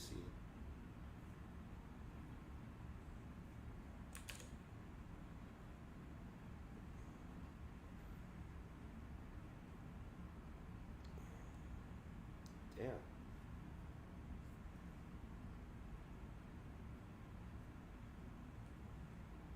Yeah, I've implemented Game of Life a number of different times. I might have a version of it in curses on my GitHub. For dungeon floor generation and like maze construction, I plan on doing research. There were some really, really good old blog posts that I'm going to try and dig up, and they kind of get into the meat of how they generated their game, and I'm not too far away from that now.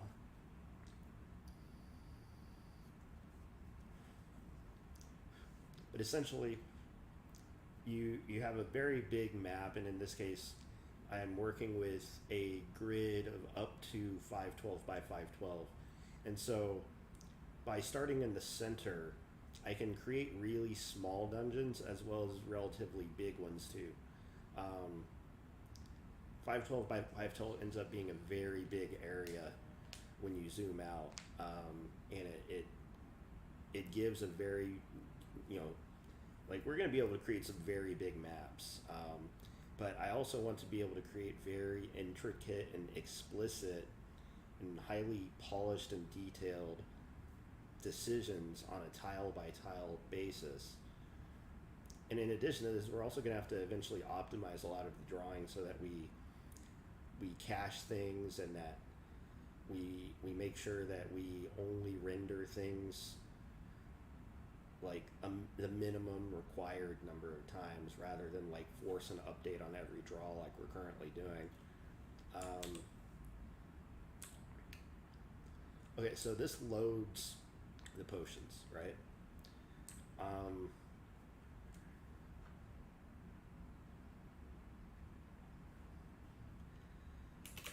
I don't think there's anything else that I have to do.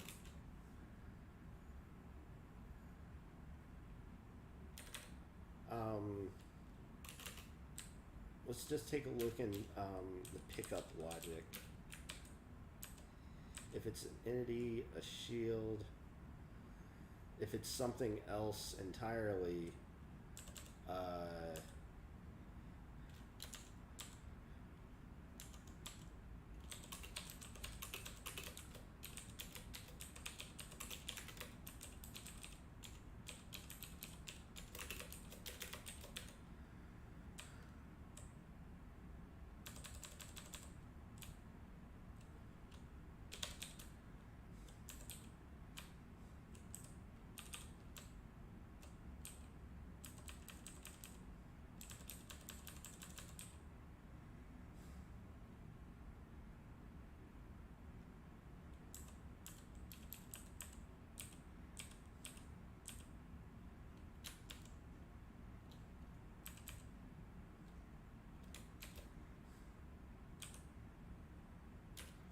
so because the process, like we got rid of the auto equip, the process is effectively the same now for all three of these situations.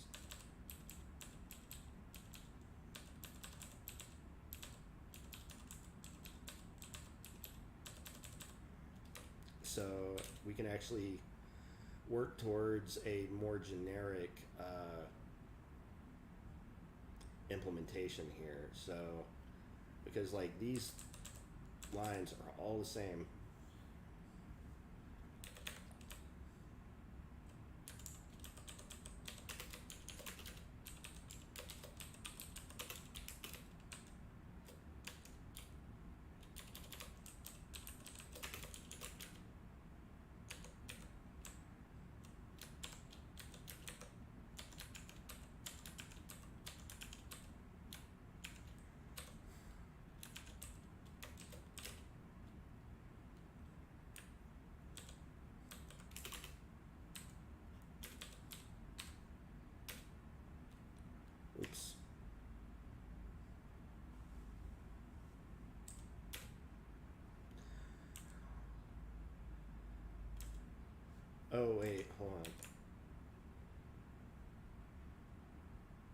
and something seg faulting too.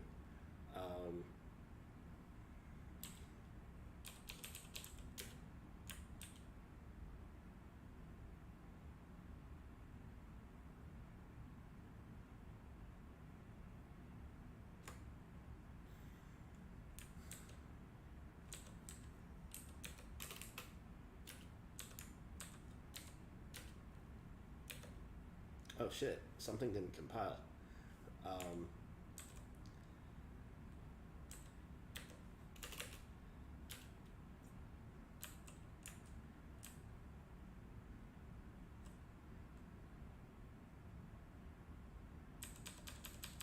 Oh, 510 and lib logic.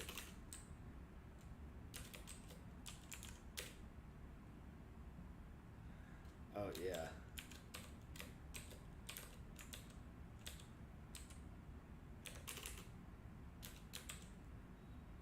Okay, we're good there. Uh-oh.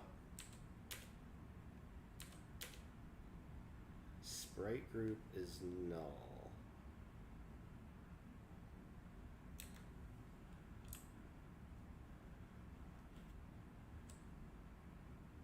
Oh, failed to open file. Okay.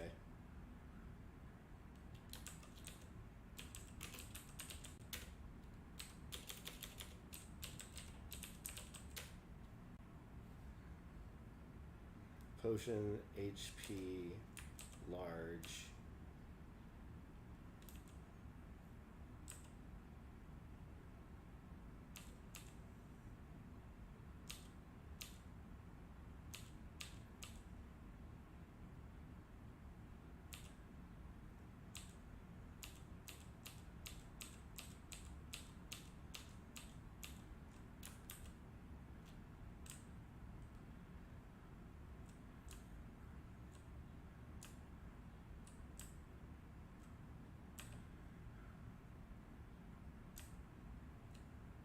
Oh wait, HP large, medium large, and small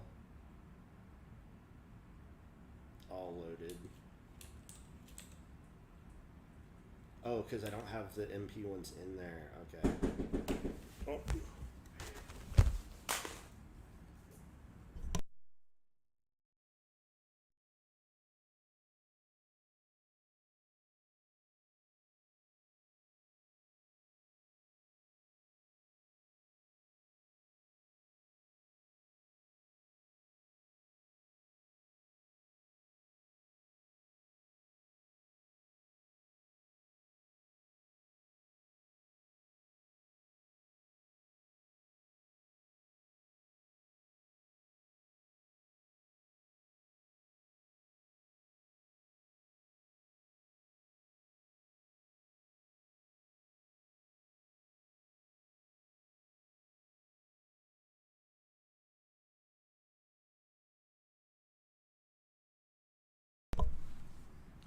Okay, we're back.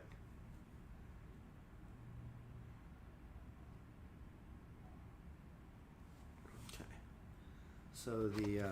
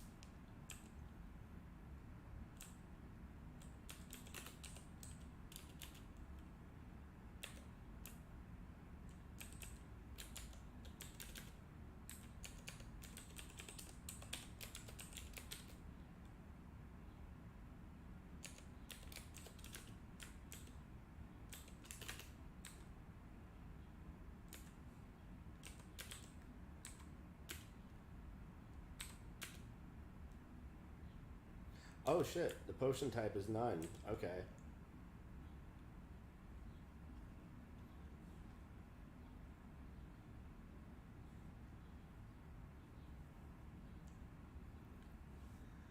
Um,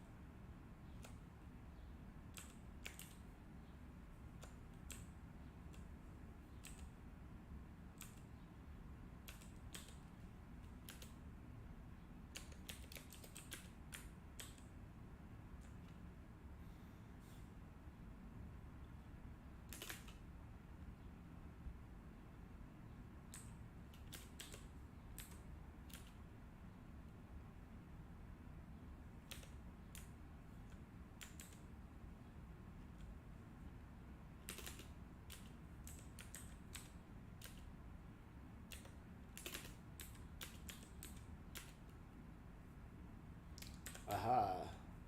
Look at that. We got our first potion. Picked up a small healing potion. And it even displays in the inventory menu. Fucking nice.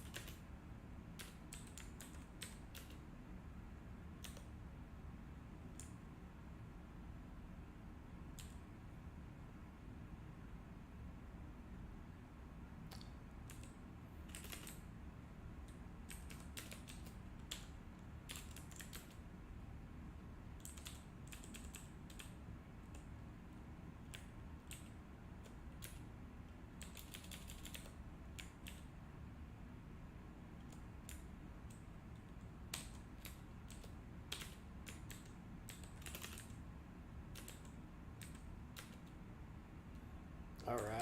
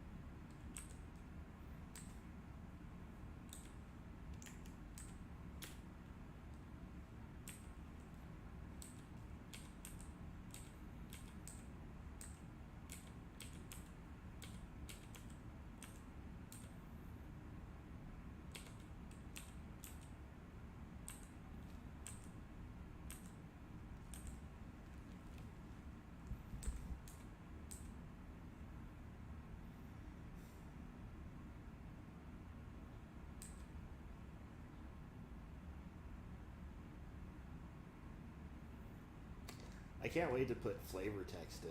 That's gonna be fun.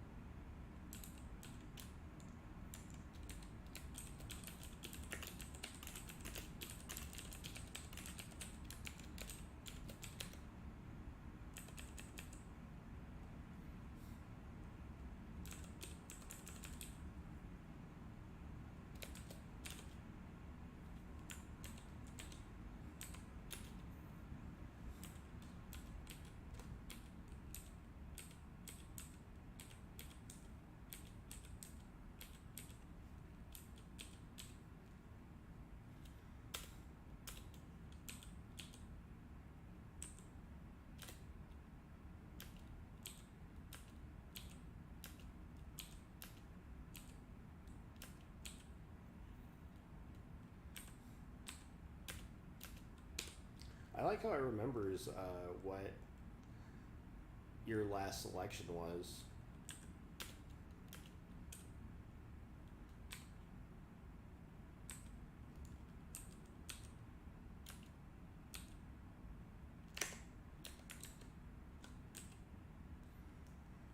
Also, we want to cycle messages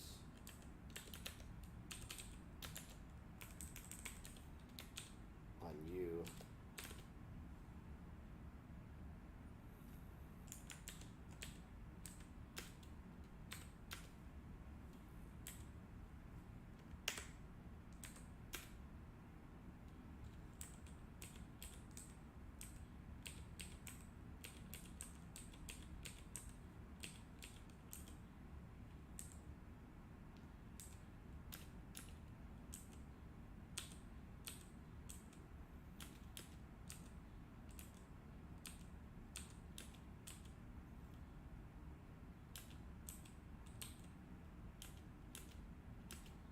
If it's already equipped,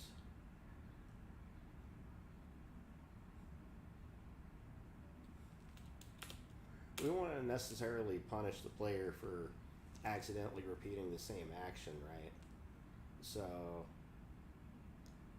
we would want to, at the time of attempting to try and equip, if it happens to be the item that you're already equipped with,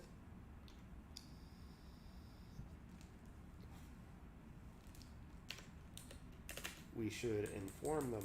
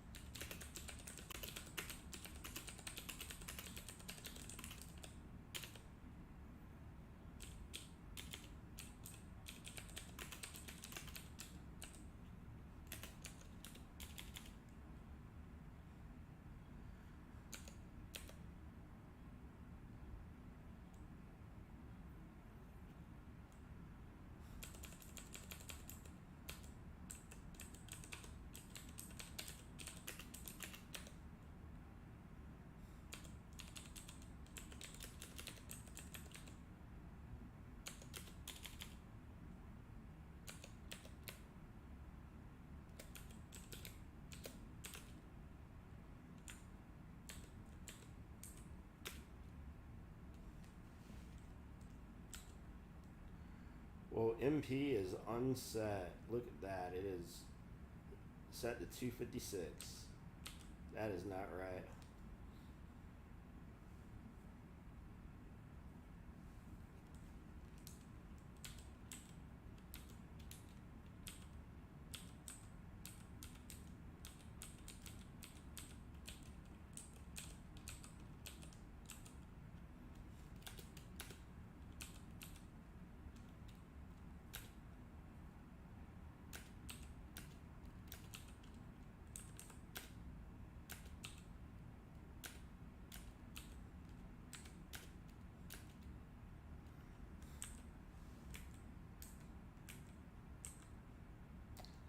All right, this feels pretty good. This looks good. We're slowly making progress. Though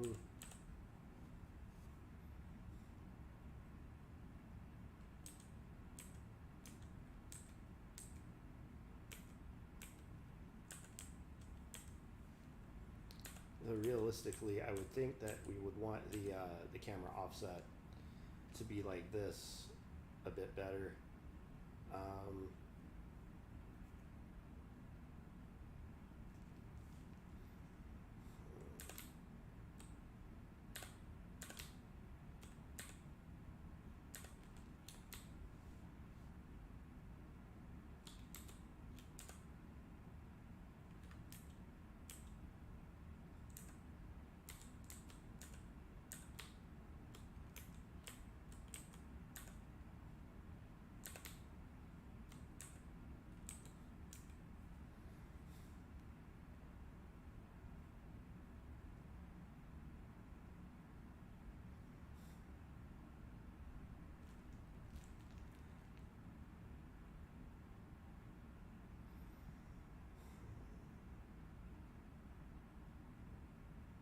All right, this is a good place for us to take a break.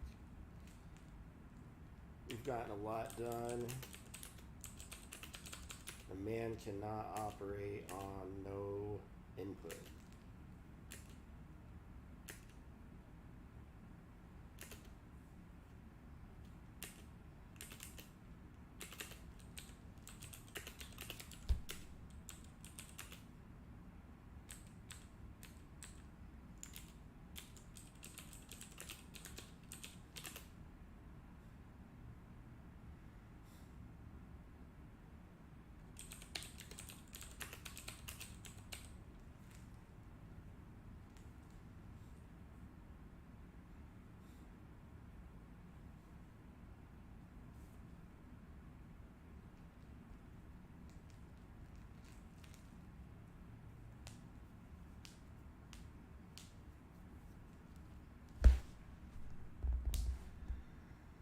What was the other thing I did?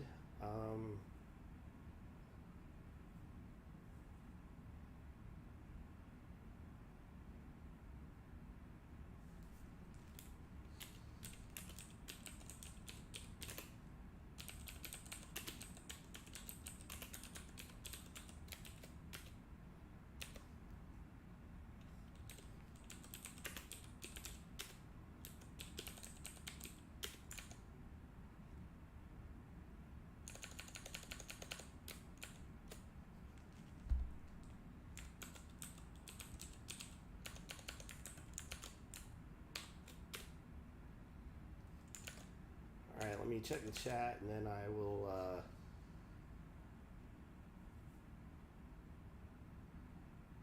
let's see.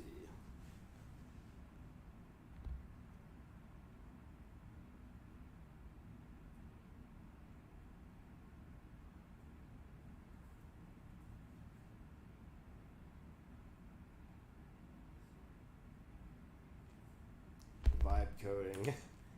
I don't like that phrase.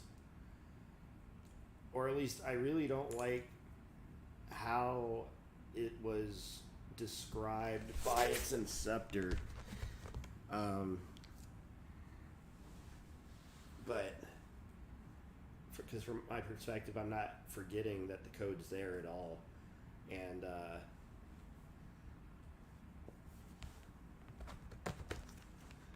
how many lines are we at?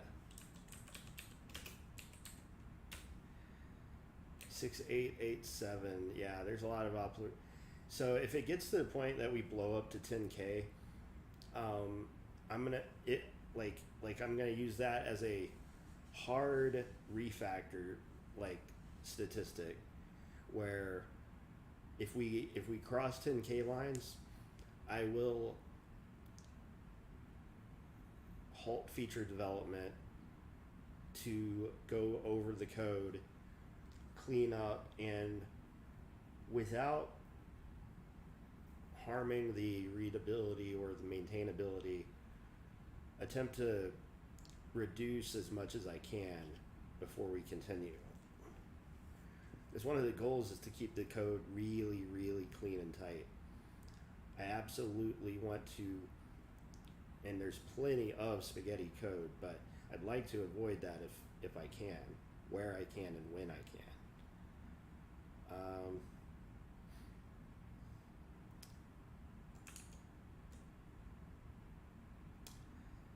Yeah, AI pair programming, I like that as a better term. Because even then, there's levels to this shit, right? Dudes be giving remote code execution capability to an LLM over their machine. I'm not about to do that. I don't like the idea of an LLM creating files for me or editing files for me. There is a very careful point, and this is kind of it's the same gap, I feel like, as the gap between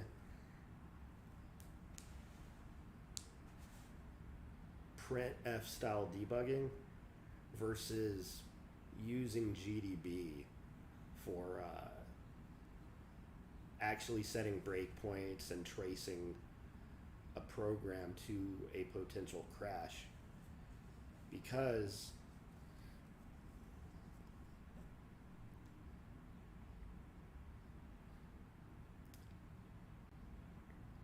even if you were able to one-shot a LLM to begin the process of building something, and it were to do its own think about something, generate instructions, execute them, observe the output, update its knowledge base, and then repeat the process kind of loop,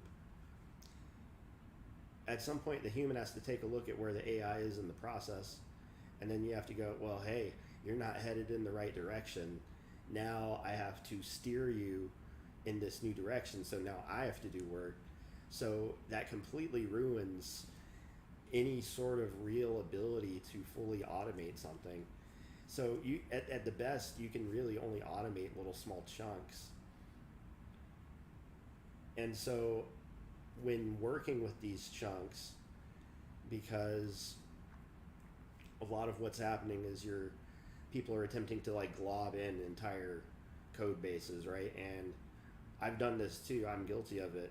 But what I've had better success with is bootstrapping it with information and then feeding it small chunks.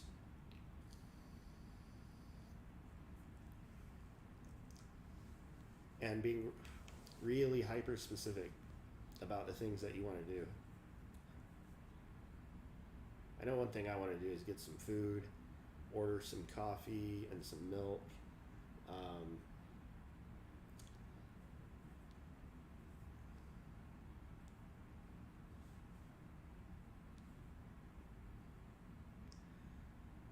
But there is so much to do still.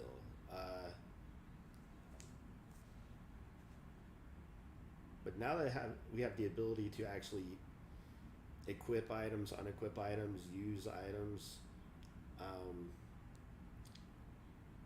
Like I said, blocking is no longer an action you can take. So I'm going to need to reintroduce enemies and get them attacking the player again. And when you have a shield equipped, when the enemy attacks you,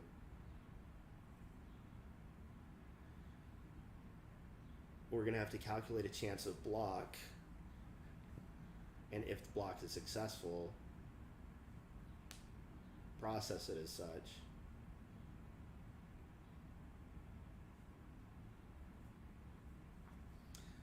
It would be cool to like also get like little damage numbers appearing, but this also has the problem of scaling depending upon how big you've zoomed in. This is one reason that I like the idea of having the message history, because any sort of damage numbers can appear in the message box as well as over there. And like message pop-up, like little damage pop-up numbers work well if you're at like a fixed zoom, like a fixed like size for all of your assets. Like if everything's uniform, then you can pretty cleanly place stuff like that. But with my system, because I offer the ability to zoom in and out, because eventually the dungeons are going to be so big that you'll need to do this or want to.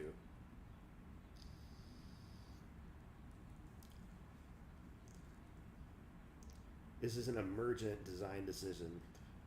It's not something I've necessarily planned on, but a lot of these decisions too, I'm kind of making as I go, as I get these individual systems working and in place, because ideally, when the systems are in place, we can tune a lot of these, variables in whatever direction or way that we want, which would offer a lot of customization opportunity. And that's really important to me, especially in the user interface department. Like I would want the user to be able to change the color of the background, the color of the text, the position, and all of that stuff if they want to. Birds are chirping. It's Tuesday, 29th. We at the end of the month. So there's a Raylib 2025 showcase coming up, and I'm trying to get a lot of assets in so that we can have a very visually appealing demo that we can create. So we're really close to being able to do that. I don't necessarily need sound effects for the demo, but I have been thinking about sound effects, and I'm gonna have to take some time, like as in plan a whole day or multiple days around harvesting and looking for different sound effects assets that I can use, just as placeholders even, so that we have something in there for both music and sound effects for when you attack, for when you block, and all that stuff. I'm probably going to be using stuff from Korg, because they have some really good old school sound kits, and I think it'll make a very good experience if the sound effects are kind of 8-bit.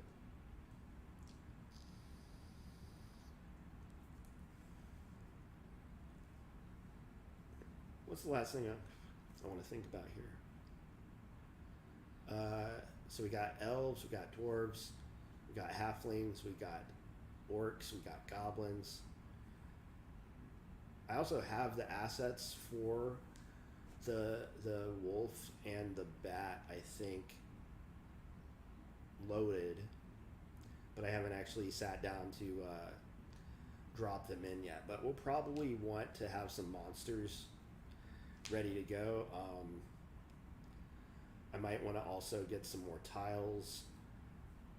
A big overhaul I plan for tiles in the near future, because at some point I'm going to want animated tiles. I'm going to have to redo how I'm currently loading and drawing those, because at the moment I'm literally just pulling straight from the texture, as opposed to like using a sprite that I've created. But assuming that the tiles themselves do not require a context like all of the other sprite groups do, I should be able to just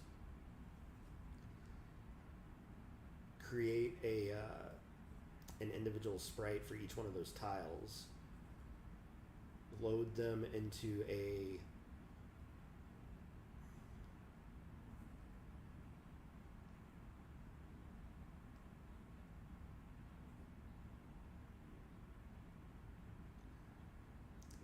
an array the same way that I'm doing the textures and the sprite groups. Well, the sprite groups are actually being done using a hash table. So the hash table, it's entity ID to sprite group, but in this case, we could probably get away with mapping individual tile types to different sprites, because that's really what I'm doing right now, is like depending upon what the tile type actually is, depends on which texture we end up selecting.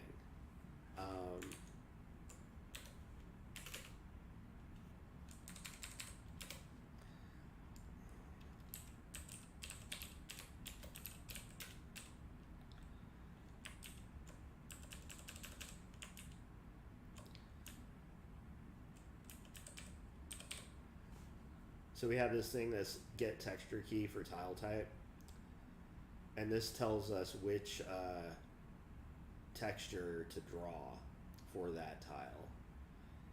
But ideally, what we actually draw instead, or what we actually pull from, would be a sprite.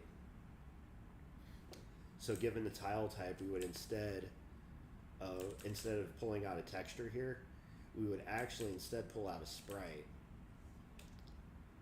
So that requires in libdraw, in the init, after we load all the textures, we have to init a array of all of our different dungeon tile sprites.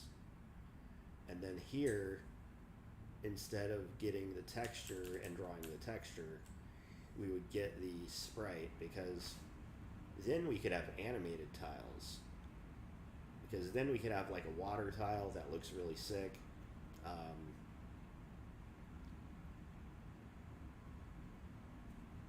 That's not a terribly difficult upgrade to do. It is a little bit nuanced. That's why I'm thinking about it out loud, because I've been thinking about it for a few days now. So, like, I'll probably end up implementing that off stream. This might be a little bit boring, but it'll look cool when it's done. And yeah, sometimes my best work is actually done when I'm not even at the computer, when I'm dead ass doing some other shit, like cooking or cleaning or whatever. Since I actually say that out loud now I think about it, I do need, or I would like to make spaghetti in the near future. Oh fuck, I need a colander, man. God damn it.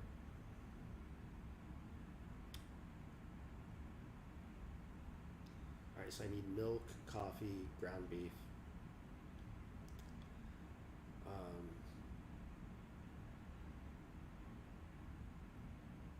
I got a bunch of avocado, because I was doing a shrimp avocado toast, but I just ran out of shrimp. So I'm gonna probably make a good ass sandwich with turkey, Swiss, avocado, tomato on toast. I'll probably go bug my cat, see where he's at. You know, as much as I want to sit down and do some actual video gaming, this is the video game for me, like right now. Like, I've got a fucking PS5, I got my Nintendo Switch, and all I can really think about doing lately is working on this thing.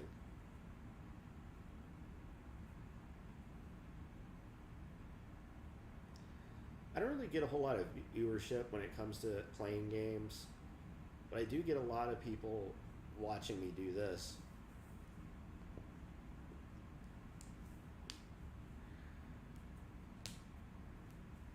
So hopefully this is worth our time. This is worth our while. And yeah, like playing video games, I think for me off stream is more of a meditative, like, recharge practice. But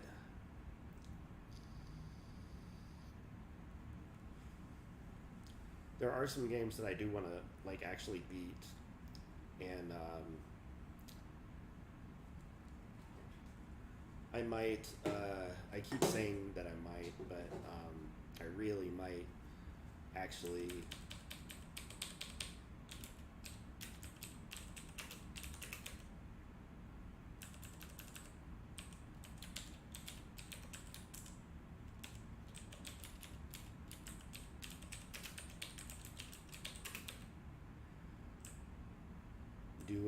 do some game streams. So on the Switch, in particular, I've got 3 games that I really enjoy playing, amongst a ton of other games. But the 3 that I can think of off the top are the I've got a very deep Stardew Valley file that I want to beat. I've never beaten the game before. I've also got a very deep Shiren the Wanderer 5 and a less deep 6, but I've beaten both of them. But there's a ton of extra dungeons on 5 and 6 that I want to beat, and really 5 and 6, that's like, Shiren is one of the reasons I'm making this game. So going back to Shiren and doing some stuff might be beneficial, not only for my note taking and getting inspiration, but also for just having a good time.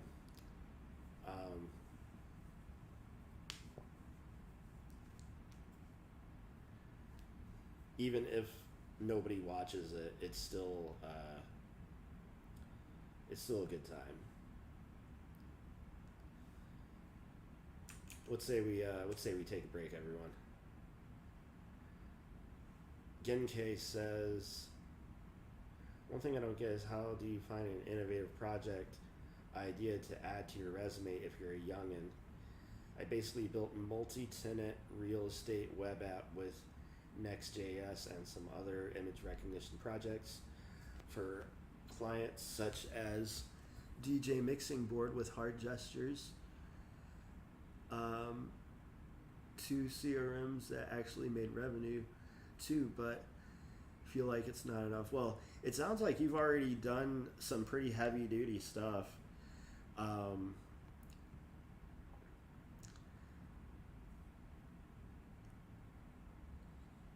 Innovation is kind of bullshit, honestly. Like, the way I think about innovation is, you can't really innovate until you have walked the same path that everyone else has walked. like,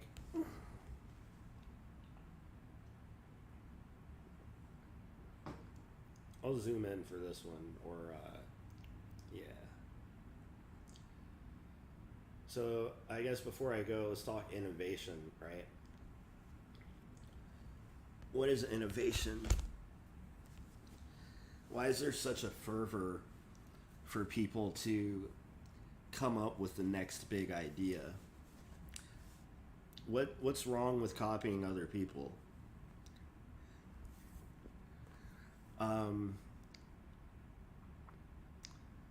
So like in the very beginning, when a lot of people are first picking up programming and developing, eventually you get to a point where you have enough knowledge to begin your first project, your first thing that you can actually build and use. And maybe it's something that actually solves a problem that you have. A lot of times innovation is about like solving a problem that exists. Often in tech, there's kind of a tendency to want to think one level above.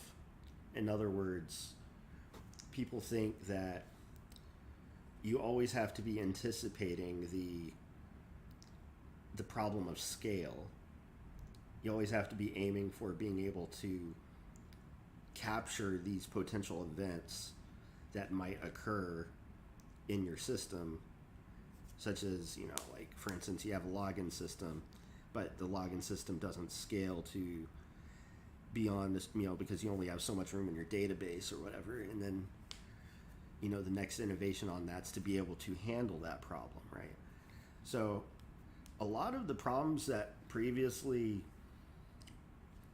existed in tech are kind of solved, and they're like solved by many different companies multiple times over.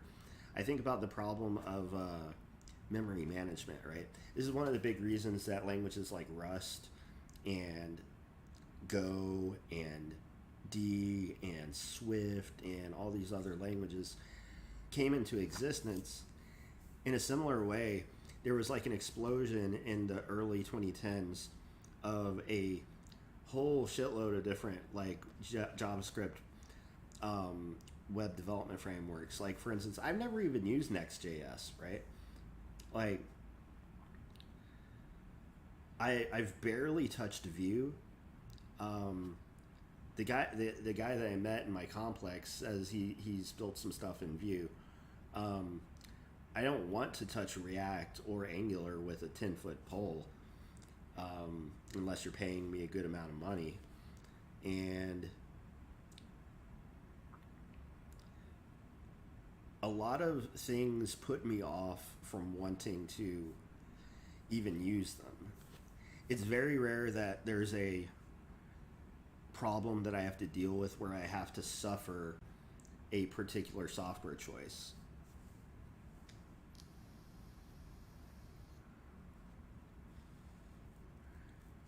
Feeling like it's not enough is part of the well, first of all, I mean it's a really interesting and weird and possibly bad time to be a young developer for a lot of the reasons involving the LLMs and AI and stuff.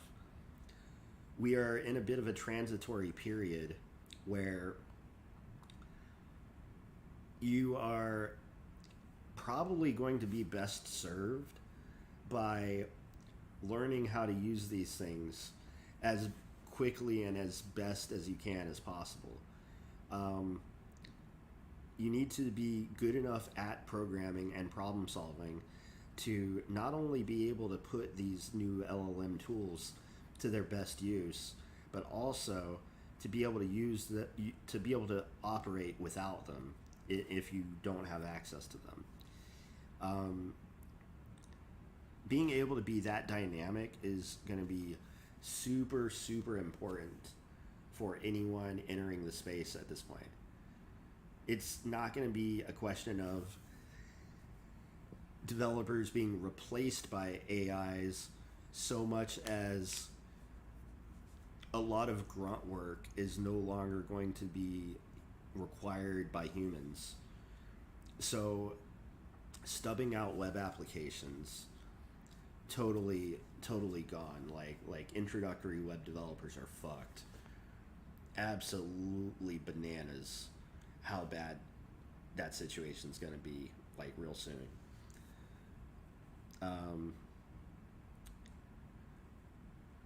So where do the opportunities lie in this new landscape?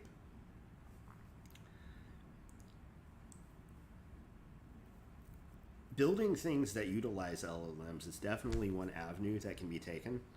I mean, if you're looking for innovation too, you could also look to the LLMs themselves for inspiration. Sometimes figuring out what to build sometimes takes, like as an example, the way that I update my website is through a Python program that I wrote. It is effectively a markdown based HTML static generation engine, and I built it because I decided I wanted to build a blog and that there was a certain workflow when it comes to my own writing that I particularly enjoy. And by doing it this way, I can continue to blog in the terminal like I really enjoy doing, and then be able to run a single command and instantly update every page on my website. And I think this is awesome. This is way better than using WordPress or something similar, in my opinion. I get a lot more control over everything that gets displayed on my website and how it gets displayed, while at the same time creating a sort of uniformity between my writing style and what actually gets displayed on the pages. So that was kind of a problem that I solved by writing a program. I was like, I want a blog, but I don't want to use WordPress.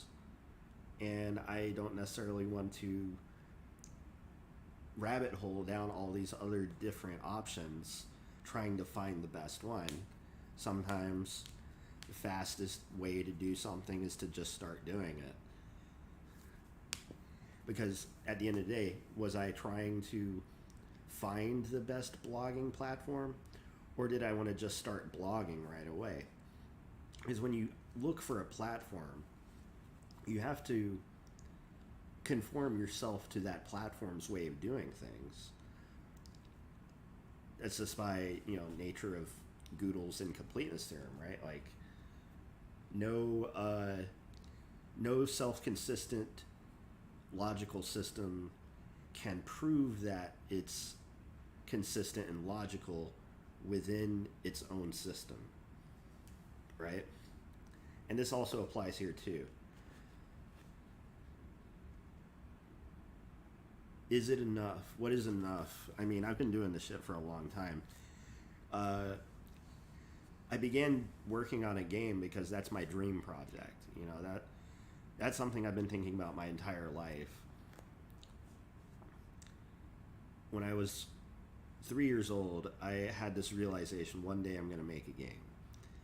It's taken a long time to actually really get rolling, because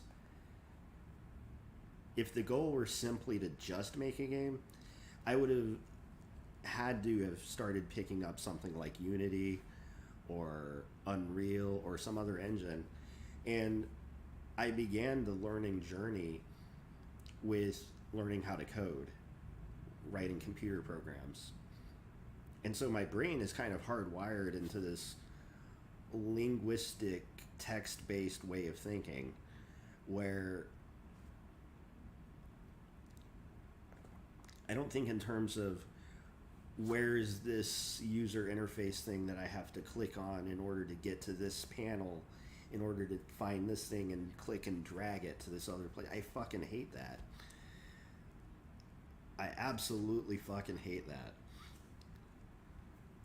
But what I do like doing is what you see me doing, where I can think in terms of function names and structs and values and flow in a linear fashion, and it's all in front of me, and I can quickly jump between different parts of the program, and this all works for me pretty well. Like, this may not be how people do it at big companies yet, but by doing it this way, by walking this path, I hope to not only, besides make an obviously good game and present it to people and have people play it and get feedback and grow it and develop it over time and eventually fund more, games in the future, but also I hope to start walking a path or creating like a an off the beaten path, dirt path essentially, where other game developers can also become involved in making games this way. 'Cause I'm not the only one doing this, and there's a lot of people out there doing it, and everyone does it differently, operating even at this level.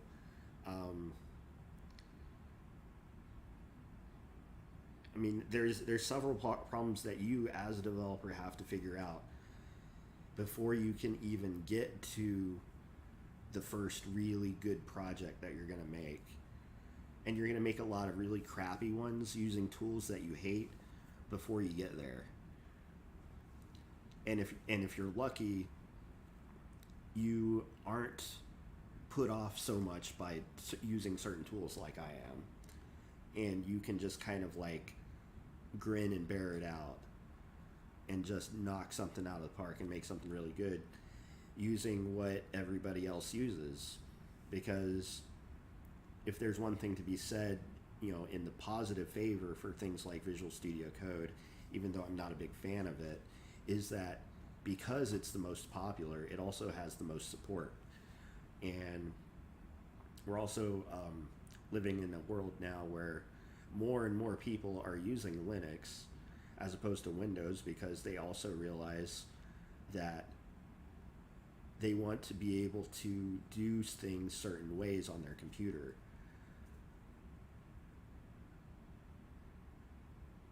At the end of the day, it's just one problem after another, right? But like, it is what it is. What time is it?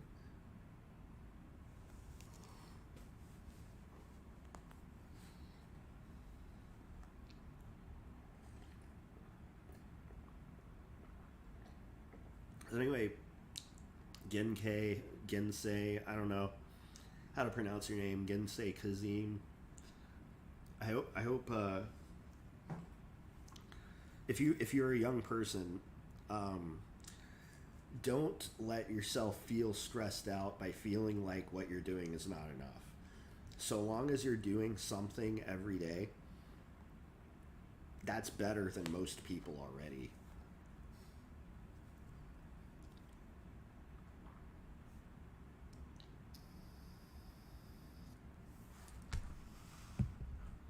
The constant drive to be productive, to constantly get shit done, to always be producing, to always have something to show.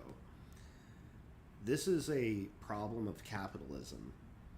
This is a problem of living in a society that has placed profits and money as the primary motivating factor for why anyone does anything.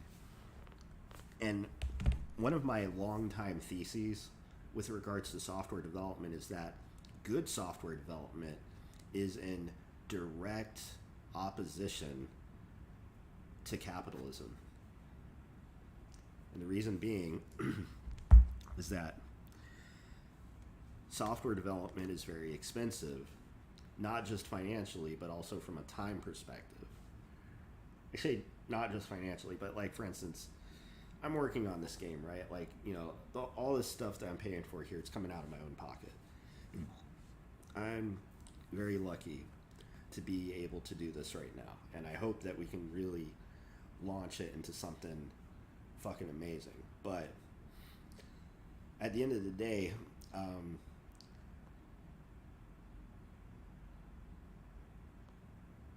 I could spend hours and hours and hours working on very specific parts of the game and making them look perfect and essentially rabbit holing every single potential design detail. And this would significantly lengthen the development process.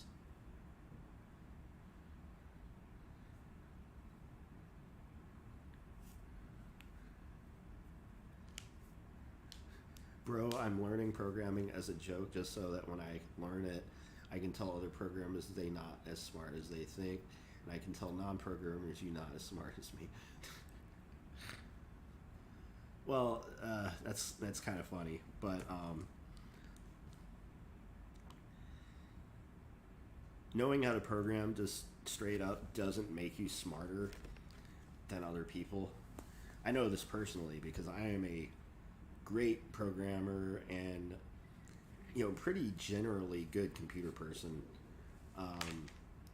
with regards to a lot of different areas of compute world, but I'm not the best, and it certainly hasn't helped my socialization skills or anything like that. When I first got into programming, I had no intention of making money with it either. My intention was to one day make a game. I had no thoughts about how am I going to make money or a job as when I was a kid growing up. A lot of that shit was just completely not really thought about because my thought was, oh, hey, I'm going to college because that's how my parents raised me.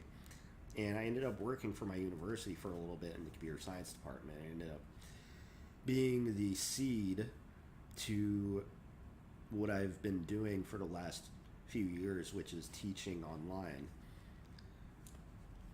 So in a way, it's kind of worked out that way, but I had no plan of actually this becoming the case. I wouldn't be programming now if I didn't enjoy it, so I hope that as you're learning it, you find it enjoyable, because there will be times where it is not enjoyable, and you have to love it that much, and a lot of people end up fucking hating it, and they stop doing it, and they realize, it wasn't for me. It was just not the headspace. Not everyone's got the patience. And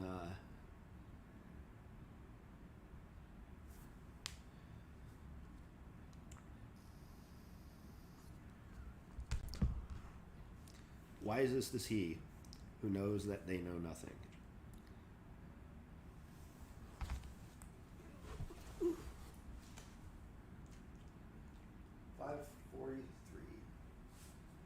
So, with that said, I think this is where we call it for today. I want to thank everyone for joining. I have been really loving this new setup that I've got over here. Been really able to relax, unwind, work, and roll as I see fit, and in a lot of ways it can be better than a video game. Not just programming, but hacking and all that kind of stuff. Absolutely video game-like, totally gamifiable. And I think a lot of people who are gamers get into it and stick with it because of that tight relationship there. Good times, good times. I like it. I like y'all. Thank you again for joining, Ducties, Gensei, Dulce, Zambon, Nop, all the people on Free Earth, as all the people on YouTube and Twitch. Man, I'm blurry as fuck from over here. Take it easy.